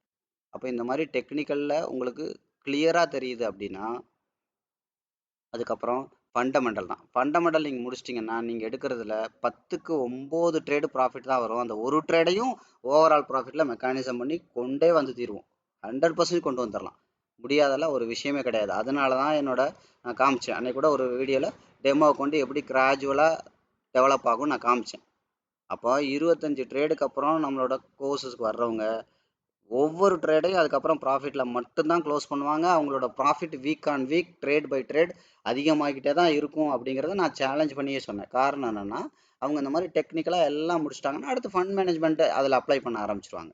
ஃபண்ட் மேனேஜ்மெண்ட்லாம் அப்ளை பண்ணிட்டாங்கன்னா நான் ஏற்கனவே சொன்னேன் இல்லையா, அவங்களோட முதல்ல டெக்னிக்கல் அப்ளை பண்ணுவாங்க, அதுக்கப்புறம் ஃபண்டமெண்டல் அப்ளை பண்ணுவாங்க, அதுக்கப்புறம் ஃபண்ட் மேனேஜ்மெண்ட் அப்ளை பண்ணுவாங்க. ஃபண்ட் மேனேஜ்மெண்ட்லாம் அப்ளை பண்ணாங்கன்னா ஃபண்டமெண்டல் ஜோனில் ஆட்டோமேட்டிக்காக அவங்களோட ப்ராஃபிட் எல்லாம் எத்தனையோ மடங்கு ஜாஸ்தியாகிடும். கிட்டத்தட்ட 7 மடங்கு, 5 to 7 மடங்கு 100% ஜாஸ்தியாக இருக்கும். அதனால தான் நான் என்ன சொன்னேன், மார்க்கெட்டில் ஒன்றுமே தெரியாமல் 1 லட்ச ரூபா வச்சுக்கிட்டு சம்பாதிக்கிறவர் என்ன சம்பாதிக்கிறாரோ அவர் அளவுக்கு நம்மளோட ட்ரைனிங் தெரிஞ்சவர் 10,000 வச்சுக்கிட்டு சம்பாதிக்க முடியும். புரியுதுங்களா? சம்பாதிக்க முடியும். இதுக்கு காரணம் என்னன்னா அதான் நான் சொன்னேன் இல்லையா, அதாவது என்னன்னா இது வந்து இப்போ நான் சொல்கிறத நம்ப வேண்டாம். ஒரு மியூச்சுவல் கம்பெனி எப்படி முதல்ல ஒரு HDFC ஆரம்பிக்கும் போது மும்பையில் அண்ட் டெல்லியில் இன்னும் ஒரு 4 பிரான்ச், கரெக்ட் 4 பிரான்ச்சோட ஆரம்பித்தவங்க. இன்றைக்கி எத்தனையோ ஆயிரக்கணக்கான பிரான்ச்சஸ் இருக்குது. அப்போ அவங்க உண்மையிலேயே அந்த ப்ராஃபிட்டை லாபத்தோடு பண்ண முடியலன்னா எப்படி இவ்வளோ மியூச்சுவல் ஃபண்ட் கம்பெனி வந்திருக்கும்? அதை நான் திரும்ப திரும்ப சொல்கிறேன், ஒரு விஷயத்த பிஸ்னஸாக பண்ணுறது வேறு. முதல்ல டெக்னிக்கல் தெரியணும், ஃபண்டமெண்டல் தெரியணும், அதுக்கப்புறம் ட்ரேடிங் சிஸ்டம் தெரியணும், ஃபண்ட் மேனேஜ்மெண்ட் தெரியணும். இதெல்லாம் நீங்கள் சரியாக பண்ணுறதுக்கான சைக்காலஜிக்கல் ஃபிட்னஸ் உங்களுக்கு இருக்கணும். இப்போ ஒரு ஹோட்டல்னு எடுத்துக்கிட்டிங்கன்னா பரோட்டா போடுறது இருக்குது, அதுக்கப்புறம் ஹாஸ்பிட்டாலிட்டி உபசரிக்கிறது இருக்குது, சோர்சிங்னா நல்ல தரமான பருப்புகளை வாங்குறது இருக்குது, காய்கறிகள் இருக்குது, அதை குறைச்சி விலைக்கு வாங்குறதுல இருக்குது, அதுக்கு பேர் சோர்சிங்பாங்க. இந்த மாதிரி நிறைய டிபார்ட்மெண்ட் சேர்ந்தது தான் ஹோட்டல் பிஸ்னஸ். ஒரு ஹோட்டலில் உங்களுக்கு பரோட்டா மட்டும்தான் வேலை போட தெரியும் அப்படின்னா நீங்கள் பரோட்டா மாஸ்டர் வேலைக்கு தான் போகலாமே ஒழிய ஹோட்டல் பிஸ்னஸை நீங்கள் சக்ஸஸ் பண்ணுவீங்க அப்படிங்கிறதுக்கு உத்தரவாதம் ரொம்ப ரொம்ப குறைவு. அதே மாதிரி தான் ட்ரேடிங்கில் உங்களுக்கு வெறும் ஃபண்டமெண்டல் மட்டும்தான் தெரியுது, சாரி இப்போ டெக்னிக்கல் மட்டும்தான் நீங்கள் பார்த்துட்டு நிறைய பேர் பண்ணுறீங்க அப்படின்னா ஏதோ ஒரு 1-2 ட்ரேடு இல்லை ஒரு 2-3 ட்ரேடு அப்படி தான் ப்ராஃபிட் வருமே ஒழிய நீங்கள் எடுக்கிற 10 ட்ரேடில் overall profit week on week உங்களோட நெட் ப்ராஃபிட் வந்து நீங்கள் ஓவரால் ப்ராஃபிட்டில் தான் இருப்பீங்க அப்படிங்கிறதுலாம் 100% நடக்காது. அதனால தான் நான் ஏற்கனவே லாஸ்ட் சாப்டரில் ஒரு சேலஞ்ச் பண்ணேன். நான் என்னோடய கோர்ஸுக்கு வந்தவங்கள நான் ஒருத்தட்ட டெமோ அக்கௌண்ட் தர்றேன், புரியுதுங்களா? இது ஓப்பன் சேலஞ்சாகவே பண்ணலாம், லைவாகவே இதை நம்ம ஷூட் பண்ணலாம். நீங்களும் உங்களோட டெமோ அக்கௌண்ட் கொண்டு வாங்க. உங்களை விட அவர் ஒரு 3 மாதம் பண்ணுங்கள், இல்லை 1 மாதம் பண்ணுங்கள், இல்லை 1 வாரம் பண்ணுங்கள், உங்களை விட அவர் ஜாஸ்தி ப்ராஃபிட் தான் எடுத்திருப்பார். நான் சேலஞ்ச் பண்ணியே சொல்கிறேன். நான் வேணா ஒரு 12th ஸ்டாண்டர்ட் பையனை கூட நான் உங்கள்கிட்ட கொடுக்குறேன். உங்களுக்கு ஆப்போனண்ட்டாக நான், ஏன்னா நான் வந்தால் கூட எனக்கு 25 வருஷம் அனுபவம் இருக்குது. ஓகே, அவரை நான் கொடுக்குறேன். ஒரு ஒரு 2 இயர்ஸ் 3 இயர்ஸ் முன்னாடி நம்ம கோர்ஸ் முடிச்சவங்களை கொடுக்குறேன். இல்லை இப்போ இப்போ இப்போ கரண்ட்லி நமக்கு வந்து பார்த்தீங்கன்னா ஒரு 6 ஸ்டூடெண்ட்டோட பேட்ச் போயிட்டுருக்கு. இப்போ ஒரு 2 டேஸாக போயிட்டுருக்கு. அவங்களுக்கு கூட நீங்கள் எனக்கு ஒரு 1 மந்த் டைம் கொடுங்க. ஒரு 15 நாள் டு 20 நாள் டைம் கொடுங்க. அவங்கள நான் கொடுக்குறேன். உங்களை விட ஜாஸ்தியாக ப்ராஃபிட் எடுத்து காட்டுவாங்க. காரணம் என்ன தெரியுமா? முதல்ல டெக்னிக்கலாக எல்லா விஷயமும் தெரியுது, ஃபண்டமெண்டலாக தெரியுது. அதுக்கப்புறம் ஃபண்ட் மேனேஜ்மெண்ட்டில் அவங்களுக்கு டைட் பண்ண தெரியும். இதுக்கப்புறம் மார்க்கெட்டில் லாஸுக்கு அங்கே வேலையே கிடையாது. அதுதான் நான் சொன்னேன். ஒரு ஸ்டாக்கை வாங்குறீங்கன்னா முதல்ல பாருங்கள், 5 வருஷத்துக்கு ஒரு தடவை லைஃப் டைம் ஹை புதுசாக விலை வச்சுக்கிட்டே இருக்காங்க. ஒரு இடம் வாங்குறீங்கன்னா அதான அர்த்தம்.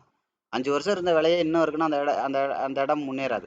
5 வருஷத்துக்கு முன்னாடி 5 லட்சம் இருந்துங்க, இப்போ 15 லட்சத்துக்கு போகுதுங்க அப்படின்னா தான் அடுத்த ஒரு 5 வருஷத்தில் ஒரு 16 லட்சமாவது போகும், 17 லட்சமாவது போகும். ஒன்று. அப்போ எப்போவுமே டிமாண்ட் இருந்துகிட்டே இருக்கணும். அப்போ அது எதில் கண்டுபிடிக்கலாம்? அதோட ப்ரைஸில் தெரிஞ்சிடும். ஒரு ஸ்டாக்காக இருந்தாலும் சரி, whatever it is, gold, bitcoin எதுவாக இருந்தாலும் சரி. ஒன்று. ரெண்டாவது இன்னொன்று வந்து பார்த்தீங்கன்னா, அந்த கம்பெனி நல்லா இருக்கா அப்படிங்கிறது எதில் தெரிஞ்சிடும்? அந்த கம்பெனி லாபத்தில் இருக்கா அப்படிங்கிறது தெரிஞ்சிடும். இன்னும் அதை உடச்சி பார்க்கணுன்னா ஒரு காயினோட 2 சைடு மாதிரி சேல்ஸும் அதிகமாகணும், லாபமும் அதிகமாகணும். ஒரு கம்பெனியோட சேல்ஸ் அதிகமாகாமல் லாபம் மட்டும் அதிகமாகுதுன்னா ஆடிட்டர் வேலையை காமிச்சிட்டான்னு அர்த்தம். புரிஞ்சா? இது ரெண்டும் ஒரே விஷயத்தில் எடுத்துக்கோங்க. முதல்ல கம்பெனியோட ப்ரைஸ் 5 வருஷத்துக்கூட புது ப்ரைஸ் வச்சுக்கிட்டே இருக்கணும், ஹை ப்ரைஸ் வச்சுக்கிட்டே இருக்கணும். ரெண்டாவது, அந்த கம்பெனியோட சேல்ஸும் அதிகமாகி ப்ராஃபிட் அதிகமானால் அது உண்மையிலே ஆரோக்கியமான வளர்ச்சி. சேல்ஸ் குறைஞ்சி ப்ராஃபிட் அதிகமாகிருக்குன்னா அவன் ஏதோ சொத்துக்களை விற்று அதை அசட்டில் சேர்க்கும் போது ஆட்டோமேட்டிக்காக அது அசட் அதிகமாகும். அப்போ கம்பெனி உண்மையிலே பெர்ஃபார்ம் பண்ணலை, அது ஏதோ பழைய இதை நடந்திருக்கு. அப்போ ஆடிட்டர்ஸ் ஏதோ கைவண்ணத்தில் அது மெயின்டைன் பண்ணுறாங்கன்னு அர்த்தம். ரெண்டாவது. மூணாவது வந்து பார்த்தீங்கன்னா, ஒரு கம்பெனியோட ஃபண்டமெண்டல் டீப்பாக அனலைஸ் பண்ணணும். ஏன்னா ஃபண்டமெண்டல் டீப்பாக அனலைஸ் பண்ணால் மட்டும்தான் ஒரு கம்பெனி அடுத்த 4 வருஷத்தில் மண்ணை கவுனா இன்றைக்கே கண்டுபிடிச்சி அதுலேருந்து கொஞ்சம் கொஞ்சமாக எமர்ஜென்சி எக்ஸிட்னு சொல்லுவோம், வெளியில் வர முடியும். அந்த எமர்ஜென்சி எக்ஸிட் வந்து டீப்பாக நீங்கள் அனலைஸ் பண்ணுறதுக்கு நிறைய படிச்சிருக்கணும். சார்ட்டர்ட் அக்கௌண்ட் கூட பத்தாது, அதை விட மேலே போர்ட்ஃபோலியோ மேனேஜ்மெண்ட், அதாவது சார்ட்டர்ட் ஃபினான்ஷியல் அனலிஸ்ட்டும்பாங்க.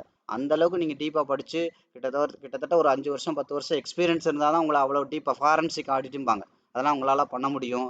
இப்போ அந்தளவுக்கு இருந்தால் நீங்கள் கண்டிப்பாக இங்கே உட்காந்துட்டு போராடிட்டு இருக்க மாட்டீங்க. ஸோ அப்போ அதெல்லாம் யார் பண்ணியிருப்பானா? பெரிய பெரிய எஃப்ஐஏ பண்ணியிருப்பாங்க. டிஏயும் பண்ண மாட்டாங்களான்னா பண்ணுவாங்க. அவன் என்னத்தை பண்ணாலும் இங்கே லஞ்சத்தை வாங்கிட்டு உருப்படாத ஸ்டாக்கை வாங்கி வச்சுருவான். ஏன்னா அவன் பப்ளிக்கோட காசு தானே. நம்மளால எதைத்தான் கரெக்டாக பண்ணியிருக்கான். ஒரு அடி போடுற ரோட்லேயே அவ்வளோ ஊழல் பண்ணுவாங்க. அவ்வளோ புனிதமான நாடு இந்தியா. இத்தனை ஆயிரம் கோடி புழங்குற மார்க்கெட்டில் சும்மா இருப்பானா? அதுவும் அடுத்தவன்ட்டு காசுன்னு இவன்ட்டு கேட்கவா வேணும்? என்ன வேணாலும் பண்ணிடுவானுங்க. ஆனால் எஃப்ஐ அப்படி பண்ண மாட்டாங்க. ஏன்னா எஃப்ஐ வேலை வெட்டி இல்லாமல் அங்கேருந்து பணத்தை தூக்கிட்டு வரல. உண்மையிலே க்ரோ பண்ண முடியும்னா இங்கே போடுவான். இல்லாட்டி எடுத்துகிட்டு எந்த நாட்டில் நல்லா பண்ண முடியுமோ அந்த நாட்டுக்கு சிட்டாக பறந்துருவான். அப்போ எஃப்ஐஏ 30% இருக்கான்னா அப்போ ஃபண்டமெண்டலி ஸ்ட்ராங்காக இல்லைன்னா எஃப்ஐ இருக்க மாட்டாங்க. ஒரு கம்பெனியோட சேல்ஸும் ப்ராஃபிட்டும் கடந்த 5 வருஷமாக கிராஜுவலாக இல்லைன்னா அந்த கம்பெனி நல்லா இல்லைன்னு உண்மையிலே அர்த்தம். மூணாவது வந்து பார்த்தீங்கன்னா, 5 வருஷத்துக்கு ஒரு தடவை அந்த அந்த பர்டிகுலர் ஸ்டாக்கு புதுசாக ஹை வைக்கலைன்னா அந்த ஸ்டாக்கில் டிமாண்டே இல்லைன்னு அர்த்தம். இது 3 தவிர வேறு என்ன வேணும்? இது 3 தவிர ஒரு பிஸ்னஸில் என்ன வேணும்? ஒன்றுமே தேவையில்லை. இதை விட உலகத்தில் நீங்கள் எளிமையான ஃபண்டமெண்டல் மேனேஜ்மெண்ட் எங்கேயாவது இருக்கான்னு நீங்கள் கொண்டு வாங்க பார்ப்போம். ஃபண்டமெண்டல் அனாலிசிஸ் இதை வச்சு நீங்கள் எந்த உருப்படாத ஸ்டாக்கையும் நீங்கள் தனியாக பிரிச்சிடலாம். நீங்கள் இந்தியாவில் இருக்கிற கிட்டத்தட்ட நீங்கள் எல்லா ஸ்டாக்கையுமே எடுங்க. நீங்கள் நான் சொல்கிற இந்த 3 ஃபேக்டரில் பிரிங்க. மொத்தம் இருக்கிற கிட்டத்தட்ட 6000 ஸ்டாக்கில் 100 ஸ்டாக்கு கூட தேராது. 100 ஸ்டாக்கு தான் தேரும். அவ்வளோ கூட கஷ்டம் தான். நீங்கள் எடுத்து பாருங்கள், இந்த 3ஐயும் வச்சு 100 ஸ்டாக்கு 80 ஸ்டாக்கு 70 to 80 ஸ்டாக்ஸ் தான் தேரும். அப்போ 6000 ஸ்டாக்கில் 70 நல்ல ஸ்டாக்கை கூட நீங்கள் கண்டுபிடிக்க முடியும்னா அப்போ எவ்வளோ பெரிய அனலிஸ்ட் நீங்கள். அப்போ எவ்வளோ பெரிய விஷயத்த எளிமையாக ஒரு சொடக்கு போகிற நேரத்தில் உங்களுக்கு சொல்லி கொடுத்துருக்கேன். அதான் நான் சொன்னேன். இதுக்கு நீங்கள், அதாவது இதில் நீங்கள் எவ்வளோ இன்வெஸ்ட் பண்ணுறீங்களோ அது நெக்ஸ்ட் 2 இயர்ஸில் உங்களுக்கு டபுள் பண்ணியே ஆகும். அதே மாதிரி தான் ட்ரேடிங்கில் 3 விஷயம் தான். ஒன்று வந்து பார்த்தீங்கன்னா, அந்த என்ன சொல்கிறது, ப்ரைஸ் அனாலிசிஸ். ப்ரைஸில் பேட்டர்ன், கேண்டில், அது வந்து டெப்த். அது கேண்டில் பேட்டர்னு இதெல்லாம் எதுக்குன்னு கேட்டிங்கன்னா, ட்ரேடை வந்து எடுக்கிறதுக்கு பர்ஃபெக்டான பிளேஸில் கொடுக்குறதுக்கு. அதுக்கு பேர் ப்ரைஸ் அனாலிசிஸ். புரியுதுங்களா? ப்ரைஸ் ஆக்ஷன் கிடையாது, ப்ரைஸ் அனாலிசிஸ். புரியுதுங்களா? ஆக்ஷன்லாம் கிடையாது. அதெல்லாம் சும்மா அதெல்லாம் இண்டிகேட்டராக அதை ஒரு இதுவாக சொல்கிறது. புரியுதுங்களா? அதெல்லாம் சும்மா இவங்களா வச்சுக்கிட்ட பேர், அஃபீஷியலான நேமெல்லாம் கிடையாது. அனாலிசிஸ் மட்டும்தான். அதில் வந்து 3 இருக்குது. ஒன்று கேண்டில், அதுக்கப்புறம் பேட்டர்ன், மூணாவது வந்து பார்த்தீங்கன்னா ட்ரெண்டு. புரியுதுங்களா? ஸோ அப்போ அடுத்து ஃபண்டமெண்டலான அதில் இப்போ முதல்ல டெக்னிக்கலாக ஒரு மார்க்கெட்டை அப்ரோச் பண்ணுறீங்க. அதுலேயே எந்த டேர்மில் பண்ணுறீங்கன்றதை பொறுத்து உங்களோட சக்ஸஸ் இருக்குது. ரெண்டாவது வந்து பார்த்தீங்கன்னா, அது இன்னும் கொஞ்சம் எனக்கு ப்ராஃபிட் ஹெவியாக வரணும், இன்னும் ஸ்ட்ராங்காக நான் மார்க்கெட்டை அப்ரோச் பண்ணணும்னா ரெண்டாவது என்ன பண்ணுறீங்க, ஃபண்டமெண்டல் அனாலிசிஸ் இருக்குது. ஃபண்டமெண்டலுங்கிறது ட்ரேடிங்கை பொறுத்த வரைக்கும் வால்யூம் மட்டும்தான். ஏன்னா அதிகபட்சம் ஒரு நாளில் என்ன நடக்கும்? ஒரு நாளில் போய் ஒரு கம்பெனியோட பேலன்ஸ் ஷீட்டெல்லாம் பார்ப்பீங்களா? ஒரு நாளில் போய் உட்காந்து ஃபாரன்சிக் ஆடிட்லாம் பண்ணிட்டு வருவீங்களா? அவ்வளோ நேரம் மார்க்கெட் இருக்குமா? இருக்காதுல்ல. அப்போ நீங்கள் உங்களுக்கு கண்ணுக்கு தெரிஞ்சு ப்ரைஸ் இருக்குது, கண்ணுக்கு தெரியாமல் வால்யூம் இருக்கும். அந்த வால்யூம் அனலைஸ் பண்ணாலே போதுமான. ஏன்னா ஒரு நாளில் மார்க்கெட் அவ்வளோதான் இம்பாக்ட் பண்ணும். வர்றவன் வாங்குவான், விற்கிறதுக்கு வந்திருப்பான் பெரிய பணக்காரன், ஏற்கனவே வாங்கி வச்சதை. இல்லைன்னா என்ன பண்ணுவான், வாங்கி டெலிவரி எடுத்து கொண்டு போகிறதுக்காக வந்திருப்பான். இது ரெண்டுக்காக தானே வருவான் கண்டிப்பாக, வேறு எதுக்காகவும் வரப்போகிறதில்ல. இன்றைக்கி வர்றவன் வேறு எஃப்ஐஏ இருப்பான், இல்லை டிஏ இருப்பான். நாளைக்கு வர்றவன் வேறு ஒருத்தனா இருப்பான். இன்றைக்கி வர்றவன் அடுத்து 3 மாதம் 6 மாதம் கழிச்சு தான் மறுபடியும் வருவான் அந்த பர்டிகுலர் ஸ்கிரிப்டில். இதுதான் விஷயம். அப்போ ஃபண்டமெண்டல் அனாலிசிஸ் இது ரெண்டும் இதில் டைட் பண்ணலாம். இதுலேயும் உங்கள் ட்ரேடு லாஸ் ஆகாதானா கண்டிப்பாக 1-2 ட்ரேடு லாஸ் ஆகும். அதை வந்து நீங்கள் ஃபண்ட் மேனேஜ்மெண்ட்டில் டைட் பண்ணிடலாம். இந்த 3 உங்களுக்கு தெரிஞ்சால் மட்டும்தான் ட்ரேடிங் பிஸ்னஸ் பண்ண முடியும். ட்ரேடிங் பண்ணுறது வேறு, ட்ரேடிங்கை பிஸ்னஸாக பண்ணி வார வாரம் உங்களோட பேலன்ஸ் ஷீட்டு, உங்களோட ப்ராஃபிட் வந்து லாபமாக கொண்டு போகிறதுங்கிறது வேறு. இந்த மாதிரி வாரம் லாபத்தில் கொண்டு போனால் மட்டும்தான் மாத கடைசியில் லாபம் இருக்கும். மாத கடைசியில் லாபம் இருந்தால் தான் நீங்கள் ட்ரேடிங் பிஸ்னஸ் பண்ணுறீங்கன்னு சொல்லிக்க முடியும். வெளியில் பிஸ்னஸ் பண்ணால் லாபம் வரணும். லாபம் இல்லாமல் நீங்கள் அதுக்கு பேர் உட்காந்தீங்கன்னா அதுக்கு பேர் வேடிக்கை பார்க்குறது. மார்க்கெட்டை பிஸ்னஸ் பண்ணுறது கிடையாது. ஒரு ஹோட்டலில் பரோட்டா மாஸ்டர் வேலை செய்யறதுன்னா வேலை செய்கிறது, பரோட்டா மாஸ்டர் வேலை செய்கிறது. ஹோட்டல் பிஸ்னஸ் பண்ணுறது கிடையாது. பிஸ்னஸ் வேறு, வேலை செய்கிறது வேறு. பிஸ்னஸ் வேறு, வேடிக்கை பார்க்குறது வேறு. நீங்கள் பார்க்குறதுல வேடிக்கை, நீங்கள் செய்கிறதுல ஒரு வேலை. ஏதோ ஒரு 10 வேலையில் இதுவும் ஒரு வேலையாக பார்த்துட்டு இருக்கீங்க. ஆனால் பிஸ்னஸ்ங்கிறது எப்படின்னா, நான் பண்ணுறது பிஸ்னஸ். 1ஆந்தேதி நான் இந்த இதுக்கு இவ்வளோ கொடுப்பேன்னா கொடுப்பேன். 1ஆந்தேதி என்னோட பையனுக்கு இவ்வளோ கட்டணும்னா கட்டுவேன். 1ஆந்தேதி காருக்கு இஎம்ஐ கட்டணும்னா கட்டுவேன். 1ஆந்தேதி வீட்டுக்கு இஎம்ஐ கட்டணும்னா கட்டுறது. இதுதான் பிஸ்னஸ். அதாவது கன்ஃபார்மாக அந்த லாபம், அதாவது year on year, month on month, week on week என்னோட பேலன்ஸ் ஷீட்டு க்ரோ பண்ணிக்கிட்டே இருந்தால் தான் அதுக்கு பேர் பிஸ்னஸ். நான் சொல்கிறது புரியுதுங்களா? இந்த வீடியோ கொஞ்சம் நீங்கள் டீப்பாக பாருங்கள். இந்த இந்த 2 விஷயம், டெக்னிக்கல் ஃபண்டமெண்டல் அனாலிசிஸ் வந்து ட்ரேடிங்லேயே இருக்குது. நான் ஏற்கனவே சொல்லியிருக்கேன். இப்போ 2வது விஷயம் சொல்கிறேன். Short term, mid term, long term investment ட்ரேடிங்லேயே இருக்குது. நிறைய பேருக்கு ட்ரேடிங்கில் இருக்குன்னே தெரியாது. நான் இந்த வீடியோலாம் போட்டதுக்கப்புறம், ஓ அப்படியா, நிறைய பேர் கமெண்ட் பண்ணியிருக்கீங்க. நீங்கள் சொல்கிற மாதிரியே நான் வி பேட்டனை பார்த்தேன், நீங்கள் சொன்ன மாதிரியே நான் ப்ரீவியஸ் மார்க்கெட் அனலைஸ் பண்ணி பவுண்டரியில் எடுத்தேன், 5000 சம்பாரிச்சேன். நேற்று கூட ஒருத்தர் 5300 1400 ஏர்ன் பண்ணேன்னு சொல்லி நேற்று எனக்கு வாட்ஸ்அப் பண்ணியிருக்காரு. பட் அப்படிலாம் பண்ணாதீங்க. அதையும் நான் ஓப்பனாக சொல்லிடுறேன். மார்க்கெட் அதில் சொதப்பிட்டு போச்சுன்னா அடுத்து உங்களுக்கு இன்னும் டைட் பண்ண தெரியணும், ஃபுல்லாக தெரியணும். உங்களுக்கு புரோட்டா போட தெரியுது, அதை நான் ஒத்துக்கிறேன், தப்பு கிடையாது. ஆனால் அதை வச்சுட்டு ஹோட்டல் தொழிலுக்கு போயிடாதீங்க. ஹோட்டல் தொழிலுக்கு வெறும் பரோட்டா போடுறது மட்டும் கிடையாது, அது நிறைய டிபார்ட்மெண்ட் சேர்ந்தது. எல்லாம் சேர்ந்து தாக்கு பிடிச்சிருந்தா தான் நீங்கள் பிஸ்னஸாக பண்ண முடியும். முழுசாக கற்றுட்டு பண்ணுங்க. இதெல்லாமே நான் சொன்னாலே இதெல்லாம் ஒரு சாம்பிள் வீடியோஸ் தான். அதனால தான் அடுத்து என்ன நடக்கணுங்கிறத நான் இப்போ அட்வான்ஸாகவே சொல்லிடுறேன். அப்போ இது எல்லாமே தெரியணும். இதுலேயே லாஸ் வரும்னு நான் ஓப்பனாக தான் சொல்கிறேன். லாஸ்லாம் வராதுங்க, அதெல்லாம் சொத்து பத்தெல்லாம் விற்று உள்ளே போடுங்கன்னு நான் சொல்லலை. தயவுசெய்து லாஸ் வரும். அப்போ ஃபண்டமெண்டல் அனாலிசிஸ் தெரியணும். ஃபண்டமெண்டல் அனாலிசிஸ் லாஸ் வரும். அப்போது ஃபண்ட் மேனேஜ்மெண்ட்டில் டைட் பண்ணணும். அப்போ தான் நீங்கள் ஓவரால் ப்ராஃபிட்டில் இருக்க முடியும். இல்லாட்டி என்ன ஆகும், உங்களோட கேபிட்டல் அப்பப்போ ப்ராஃபிட்டாக எட்டி பார்க்கும், நெகட்டிவில் போகும். மார்க்கெட் ஏதாவது ஒரு ரிஸ்க் ஃபேக்டரில் வந்துச்சுன்னா உங்களோட மொத்த கேபிட்டலுமே ஸ்கொயர் ஆஃப் ஆகிடும். அதெல்லாம் ரொம்ப கவனமாக இருங்க. ஏன்னா நீங்கள் உங்களை வந்து சும்மா என்கரேஜ் பண்ணுறது பிரச்சனை இல்லை, உங்களோட காசை பத்திரமா வச்சுக்கணும். அதுதான் ரொம்ப ரொம்ப முக்கியம். அதுதான் இந்த சேனலோட முதல் விஷயமே அதுதான். நீங்கள் லாபம் சம்பாதிக்கலனாலும் பரவாயில்ல, கஷ்டப்பட்டு சம்பாரித்த காசை மார்க்கெட்டில் விட்டுறாதீங்க. ஏன்னா மறுபடியும் உங்கள் உடல்நிலையோ மனநிலையோ குடும்ப சூழ்நிலையோ அதே காசை சம்பாதிக்க ஒத்துழைக்குமா தெரியாது. தயவுசெய்து காலம் தெரியாமல் காலை விட்டுறாதீங்க. புரியுதுங்களா? நான் சொல்லும் போது உங்களுக்கு நல்லா தான் தெரியும். சூப்பர், இவ்வளோதானா மார்க்கெட்டுங்க மாதிரி தெரியும். மார்க்கெட் அவ்வளோ கிடையாது. நீங்கள் நல்லா தெரிஞ்சுக்கோங்க. அது மாதிரி நிறைய பேர் கேட்டிங்க, 5 நிமிஷம் முடிச்சா 5 நிமிஷத்தில் நான் ட்ரேட் பண்ணணுமா, 1 ஹவரில் ட்ரேட் பண்ணணுமா, 5 ஹவரில் ட்ரேட் பண்ணணுமா? இல்லை, மார்க்கெட் இந்த லோ உடைச்சது அப்படின்னா இந்த இடத்துல சப்போர்ட் இருக்குன்னு 5 நிமிஷத்தில் தெரியும். இதை உடைச்சதுன்னா வேகமாக இங்கேருந்து போகும். இங்கேருந்து எவ்வளவு கேண்டில் போட்டு வேகம் எடுத்துச்சோ இது மாதிரி இதில் பாதி தான் இங்கேருந்து 15 மினிட்ஸோட பாட்டமுக்கு போகிறதுக்கு டைம் எடுக்கும். அப்போ 15 மினிட்ஸில் மார்க்கெட் உடைச்சதுன்னா 1 ஹவர் போகிறதுக்கு இந்த 5 மினிட்லேருந்து 15 மினிட் வரைக்கும் அந்த பாட்டம் வரைக்கும் என்ன டைம் எடுத்திருக்கோ அதில் 3ல் 1 பங்கு தான் எடுக்கும். அப்போ கீழே போக போக மார்க்கெட் வந்து ரொம்ப அக்ரெசிவாக போகும். நீங்கள் நல்லா தெரிஞ்சுங்க. நீங்கள் பார்த்தீங்கனாலே தெரியும். இப்போ இது 5 மினிட்ஸ் தான் பாருங்கள். இப்போ இந்த இடத்துல இருந்து கவனிங்க, இந்த இடத்துல இருந்து இவ்வளோ கேண்டில் போட்டுச்சு கவனிங்க. இந்த இந்த இடத்துல இருந்து இவ்வளோ கேண்டில் போட்டிருக்கு. ஆனால் இது பாருங்கள், இது அளவுக்கு டிஸ்டன்ஸு 4 கேண்டிலாக வந்திருக்கு. தெரியுதா? இந்த ஏரியாவில் 10 கேண்டிலுக்கு மேலே இருக்குது. 4 கேண்டில் வந்துச்சா? இப்போ இது மொத்த கேண்டில் பாருங்கள். இதுலேருந்து இந்த ஹைலேருந்து இந்த லோவில் உடச்ச உடனே பாருங்க அடுத்த 4 கேண்டில்ல இது மாதிரி அடுத்த டிஸ்டன்ஸ் போட்டுருச்சு. தெரியுதா? இதுதான் கண்ட்ரோல் ஆஃப் ஃபியருங்கிறது. அக்ரெசிவாக வரும், பயங்கரமாக வரும். நிறைய பேர் நினச்சிக்கிட்டு இருக்கீங்க ஸ்டாப் லாஸ்லாம் அந்த நேரம் போட்டுக்கலாம், அதெல்லாம் அடிக்காது. உங்களுக்கு இதெல்லாம் சின்ன வால்யூம் உள்ள மார்க்கெட், இந்தியன் மார்க்கெட்லாம் வால்யூம் சின்னதாக இருக்கனால உங்களுக்கு தெரியுது. ஃபாரெக்ஸ் மார்க்கெட்லாம் எனக்கு இன்னும் ஞாபகம் இருக்குது. நான் ஒர்க் பண்ணிட்டு இருந்தேன். அந்த ஒர்க் பண்ணிட்டு இருக்கும்போது பார்த்தீங்கன்னா அதிகாலை மணி 2 மணி 2 அப்போ அப்போலாம் நான் பார்த்தீங்கன்னா அந்த கம்பெனியோட எம்ப்ளாயி தான். நான் அப்போ ட்ரைனிங் மாதிரி இருந்தேன் நான். ஸோ அப்போ நான் தான் உட்காந்துருக்கேன் டெஸ்கில், ஒரு கிளைண்ட்டோட ஃபண்டட் அக்கௌண்ட் மேனேஜ் பண்ணிட்டு இருந்தோம். அப்போ எஃப்எக்சிஎம்ல அந்த அக்கௌண்ட் இருந்துச்சு. அப்போ என்ன நடந்துச்சு, ஜப்பானில் நிலநடுக்கமா நிலநடுக்கம்ல அந்த எரிமலை அது வெளியில் வந்துச்சு. 2-2க்கு, அதாவது அவருக்கு ஜேபிஒய் அந்த பேர் போட்டிருந்தோம் என்ட்ரி. 2-2க்கு மார்க்கெட் அப்படி லைட்டாக ஒரு கேண்டில் போட்டுச்சு. 2-7க்கு அவரோட 78 லட்சம் ரூபா ஜீரோ ஆயிடுச்சு. 78 லட்சம். என்னுடைய எக்ஸ்பீரியன்ஸில் நான் அதிகபட்சம் கண்ணு முன்னாடி பார்த்த லாஸ். அது என்னோட கிளைண்ட் இல்லை, ஒரு கம்பெனியில் நான் ட்ரெயினியாக இருந்தேன். பெரிய கம்பெனி அது, அதாவது வேர்ல்டுலேயே பெரிய கம்பெனி, கிரெடிட் சூசின்னு சொல்லிட்டு ஒரு கம்பெனி. அதாவது இன்னைக்கு வரைக்கும் கடந்த 80 வருஷமாக அவங்க தான் போர்ட்ஃபோலியோ மேனேஜ்மெண்ட் கம்பெனியில் பெரிய நம்பர் 1 கம்பெனி. அதாவது மியூச்சுவல் ஃபண்ட் கம்பெனியோட பணத்தையே மேனேஜ் பண்ணுறவங்க அவங்க. இந்த மாதிரி பெரிய பெரிய ரேட்டிங் கம்பெனிலாம் வேலை பார்த்துருக்கேன், பெரிய பெரிய கம்பெனிலாம் நான் ட்ரெயினியாக இருந்திருக்கேன். கரெக்டுங்களா? அப்போ வெறும் 5 நிமிஷம் 2 to 2:07 அதிகாலை, நம்ம இந்தியன் டைம் அதிகாலை 2லேருந்து 2:07 78 லட்சம் ஜீரோ ஆயிருக்கு. இது நான் என் லைஃப்லேயே அதிகபட்சம் பார்த்த லாஸ். கரெக்டா? ஒன்று.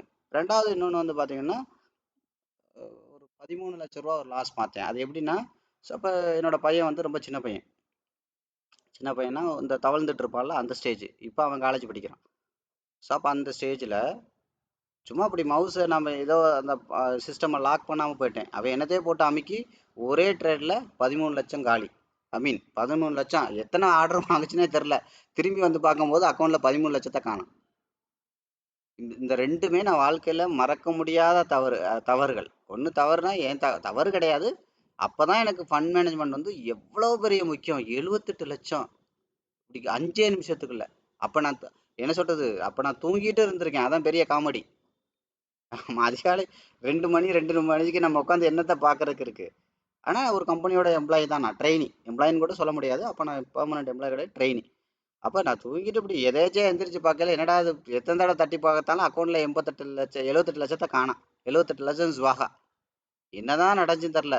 அப்போ அந்த 5 நிமிஷம் சாட்டெல்லாம் இப்படி கீழே போனால் தூக்க ஸ்க்ரீனை தூக்குறேன், எங்கேயோ போயிட்டு இருக்கு. எவ்வளோ தூரம் கீழே போச்சுன்னே தெரில.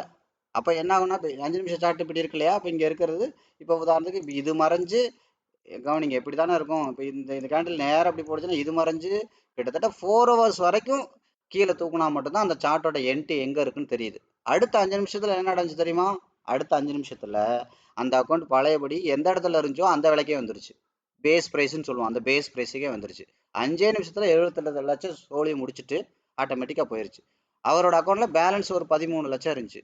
ஆனால் இன்னும் ஒரு 2 லட்சம் அவரோட அக்கௌண்ட்டில் சேர்த்து இருந்துச்சுன்னா, அதிகமாக வச்சுருந்தாருன்னா அவரோட ஹோல்டிங்ஸுக்கு அந்த அக்கௌண்ட் ஸ்கொயர் ஆஃப் ஆயிருக்காது. அப்போ நீங்கள் நல்லா யோசிச்சு பாருங்கள், 78 லட்சமும் 5 நிமிஷத்துக்குள்ளே காலி ஆகுதுன்னா அப்போ மார்க்கெட் எந்த அளவுக்கு அக்ரெசிவாக இருக்குங்கிறத என் லைஃப்பில் நான் அப்போ தான் ஃபஸ்ட்டு பார்த்தேன்.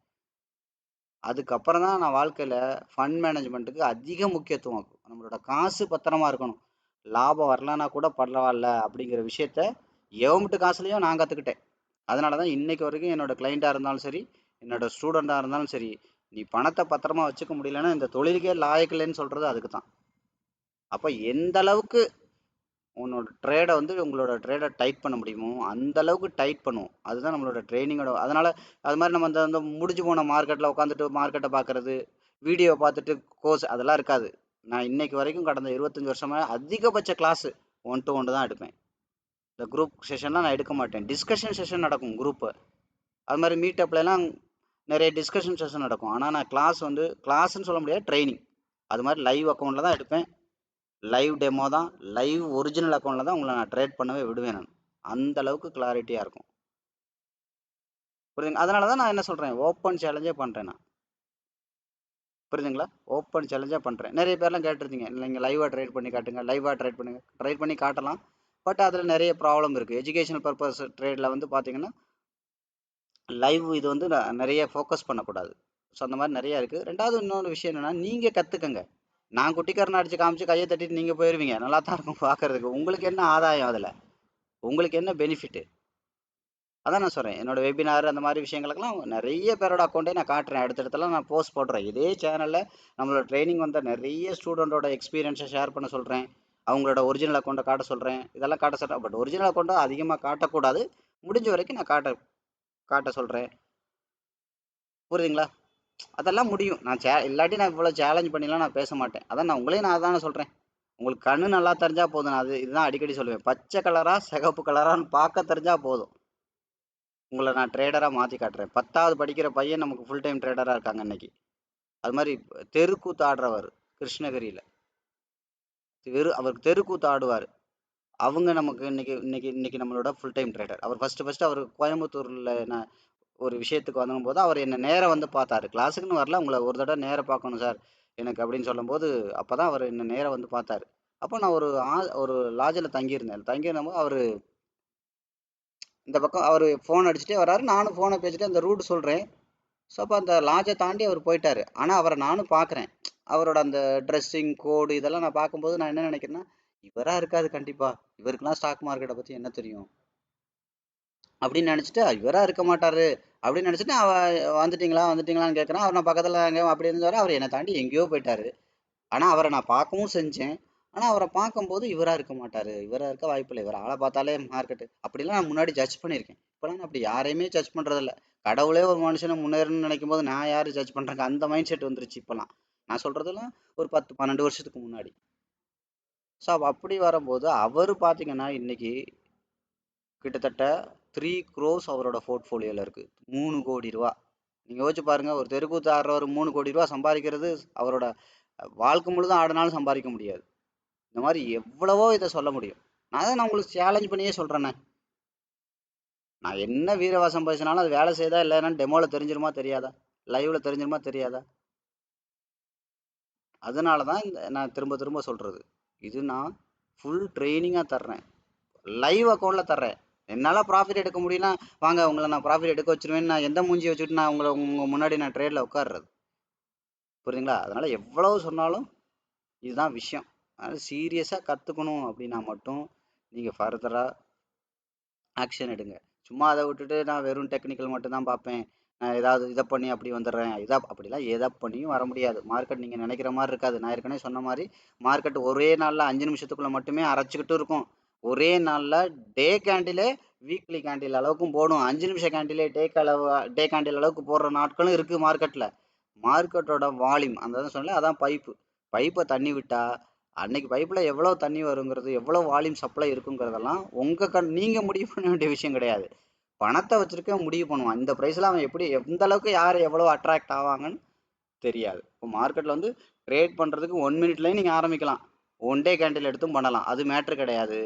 அது நெகட்டிவ்ல போகும்போது அந்த மெக்கானிசம் பண்ண தெரியுமா? டெக்னிக்கலா ஒரு ட்ரேடை நீங்க சும்மா கூட எடுங்க. கண்ணை மூடிட்டு கூட நீங்க எடுங்க. அந்த ட்ரேடு அதுல இருந்து நெகட்டிவ்ல போக போக போக நீங்க என்னெல்லாம் மெக்கானிசம் டெக்னிக்கலா பண்றீங்க, ஃபண்டமெண்டலா பண்றீங்க, அதுக்கப்புறம் ஃபண்ட் மேனேஜ்மெண்ட்ல பண்றீங்க. இது 3 பொறுத்து தான் சக்சஸ் இருக்கு. இது 3ம் தெரியலன்னா நீங்க 100% இந்த இண்டஸ்ட்ரியில நீங்க பணம் சம்பாதிக்கவே முடியாது. நான் எழுதி தரேன் நான். புரியுதுங்களா? ஓகே. ஸோ அதனால இந்த வீடியோலாம் நீங்க பாருங்க. பழைய வீடியோஸ் எல்லாம் பார்த்து ஒண்ணுக்கு ஒண்ணு கனெக்ட் ஆகுங்க. கனெக்ட் ஆகாம நீங்க சும்மா ஏனாதோனான்னு ஏதாவது ஒரு வீடியோ பார்த்துட்டு இது என்ன வீடியோ இவ்வளவு பெருசா இருக்கு, இது வேலைக்கு ஆகாது, இந்த ஆள் பேசிக்கிட்டே இருக்காரு, இப்படியெல்லாம் தயவு செய்து கமெண்ட் பண்ணாதீங்க. பர்சனலாகவும் நீங்க பண்ணுங்க. அது ஏன்னா விஷயம் என்னன்னு கேட்டீங்கன்னா, இது சும்மா வேடிக்கையா பார்த்தீங்கன்னா நான் ஏன் இவ்வளவு நேரம் பேசுறேன்றது உங்களுக்கு புரியாது. அதோட சீரியஸ்னஸ் உங்களுக்கு புரியாது. நானும் இதையுமே சும்மா யூடியூப் சேனல் மாதிரி படம் காமிச்சிட்டு போகலாம். சம்பாரிச்ச ஒரு 10 பேரை வச்சுக்கிட்டு ஓகே வாங்க பேசுவோம், ஓகே ரைட் அப்படின்னு போகலாம். அதுல எல்லாம் உங்களுக்கு என்ன கிடைக்கும்? அதான் நான் திரும்ப திரும்ப கேட்குறேன். உங்களுக்கு என்ன கிடைக்கும்? உங்களுக்கு அடுத்து இந்த விஷயம் நான் ட்ரேட் பண்ணி காட்டுறேன், லாபம் வருது, ஓ சூப்பர் சார் அப்படின்னு நான் மேஜிக் மாதிரி காமிச்சிட்டு போயிட முடியும். உங்களுக்கு என்ன கிடைக்கும்? அதனால உங்களுக்கு என்ன பெனிஃபிட்? அதை நோக்கி டிராவல் பண்ணுங்க. உங்கள் தட்டில் இருந்தால் தான் நீங்கள் சாப்பிட முடியும். அதானே உண்மை. அதுக்கு ஏதாவது பிரயோஜனமாக பண்ண முடியுமா பாருங்க. அதுக்கு ஏதாவது வழி இருக்கா யோசிங்க. இல்லைன்னா சும்மா உட்காந்துட்டு டைம் வேஸ்ட் பண்ணாதீங்க. நான் ஒவ்வொரு வீடியோலையும் நான் இதைத்தான் நான் சொல்கிறேன். ஓகேங்களா? ஸோ அதனால் எல்லா வீடியோஸையும் பாருங்கள். நிறைய பேர் பாசிட்டிவ் கமெண்ட் போடுறீங்க. உங்களோட மார்க்கெட்டை பார்க்குற அந்த விதமே புரிஞ்சிருச்சு. நிறைய வயசானவங்க நேற்று கூட ஒருத்தர் சார் பேசினாங்க. 81 இயர்ஸ் அவங்களுக்கு, 81 வயசாம். அவங்க நேற்று பேசினாங்க. கிட்டத்தட்ட நாங்கள் ஒரு 1.5 மணி நேரம் பேசிகிட்டு இருந்தோம். 81 வயசு யோசிச்சு பாருங்க. 81 வயசுக்கு அவங்க கிட்டத்தட்ட 7 கோடி ரூபா வச்சுருக்காங்களா அவங்க அக்கௌண்ட்டில். ஆனால் இன்னைக்கு வரைக்கும் அவங்க அக்கௌண்ட்டில் வந்து பெருசாக ப்ராஃபிட் எடுக்க முடியல. 7 கோடி ரூபா வச்சு ஒருத்தவங்க ப்ராஃபிட் எடுக்க முடியலன்னா யோசிச்சு பாருங்க. பணங்கிறது அவங்களுக்கு பெரிய மேட்டரே கிடையாது, ஆனால் ப்ராஃபிட் எடுக்க முடியல. அது மாதிரி இன்னொருத்தர் பேசுனாங்க. அவங்களுக்கு வந்து பார்த்தீங்கன்னா மார்க்கெட்டை பார்த்தாலே பயமாக இருக்கான். அவர் ஒரு திகில் பிடிச்ச மாதிரியே ஆயிடுறாராம். அதை பார்த்தாலே அவருக்கு வந்து ஒரு மாதிரியா கைகாலெலாம் நடுங்க ஆரம்பிச்சிடும். அப்போ பாருங்க, எல்லா விதமான மனிதர்களையும் நம்ம சந்திக்கிறோம். அப்போ இதில் வந்து பார்த்தீங்கன்னா ரொம்ப கஷ்டமாலாம் நம்ம எந்த விஷயத்தையுமே நம்ம சொல்லிக் கொடுக்கல. எவ்வளவு எளிமையாக சொல்கிறோமோ அவ்வளோதான். இப்போ நான் ஒரு ஸ்டாக்கை வாங்குறதுக்கு சொன்னேன் 3 விஷயம். இது ரொம்ப கஷ்டமா? அதை விட எளிமையாக இருக்கும் ட்ரேட் பண்ணுறது. அவ்வளோ அப்படியே ரசித்து ரசித்து ட்ரேட் பண்ணலாம். உண்டியலில் பணம் விழுகிற மாதிரி டக்கு டக்கு டக்கு டக்கு டக்குன்னு விழுந்துட்டே இருக்கும். அதான் நான் சொல்கிறேன், சேலஞ்ச் பண்ணி வீக் ஆன் வீக்கே அதிகம். என்ன கேட்டால் அதிகபட்சம் எவ்ரி 3வது ட்ரேடுக்குள்ளே உங்களோட பேலன்ஸ் இன்க்ரீஸ் ஆகாமல் இருக்கவே இருக்காது. இப்போ 1,00,000 ரூபா இருக்குன்னு வச்சுக்கோங்க உதாரணத்துக்கு. இப்போ 1 லட்சம் ஏன், அதுவே என்ன கேட்டால் ஜாஸ்தி. பிட்காயினுக்குலாம் 10,000 ரூபா இருக்குது அப்படின்னு வச்சுக்கோங்க. 3 ட்ரேடு முடியும் போது 10,020 ரூபாயா மாறி இருக்கும். அடுத்த 3 ட்ரேடு முடியும் போது 10,040 ரூபாயா மாறி இருக்கும். அடுத்த 3 ட்ரேடு முடியும் போது 10,100 மாறி இருக்கும். இப்படி லைஃப் லாங் உங்களோட கேபிட்டல் க்ரோ ஆகிட்டே இருந்துச்சுன்னா எப்படி இருக்கும் யோசிச்சு பாருங்க. அதை கண்ணை மூடி யோசிச்சு பாருங்க. உங்களோட ட்ரேடிங் சிஸ்டம், உங்களோட ட்ரேடிங் ஸ்டைல், அப்படி ட்ரேடிங் பிஸ்னஸ். நான் எப்பவுமே திரும்ப திரும்ப இந்த வார்த்தை எனக்கு ரொம்ப பிடிக்கும், பிஸ்னஸ். அதனால தான் நான் நான் பண்ணுறது பிஸ்னஸ். அப்போ அந்த பிஸ்னஸ் இந்த அளவுக்கு க்ரோ ஆச்சுன்னா உங்களோட லைஃப் ஸ்டைல் என்ன மாதிரி இருக்கும் யோசிச்சு பாருங்க. அதை தான் நான் சீரியஸாக சொல்கிறேன். அதுக்காக தான் நான் இவ்வளோ நேரம் பேசுகிறேன். அதுதான் மற்றபடி வேறு ஒன்றுமே கிடையாது. புரியுதுங்களா? இது வரைக்கும் இந்த வீடியோ பார்த்ததுக்கு நன்றி.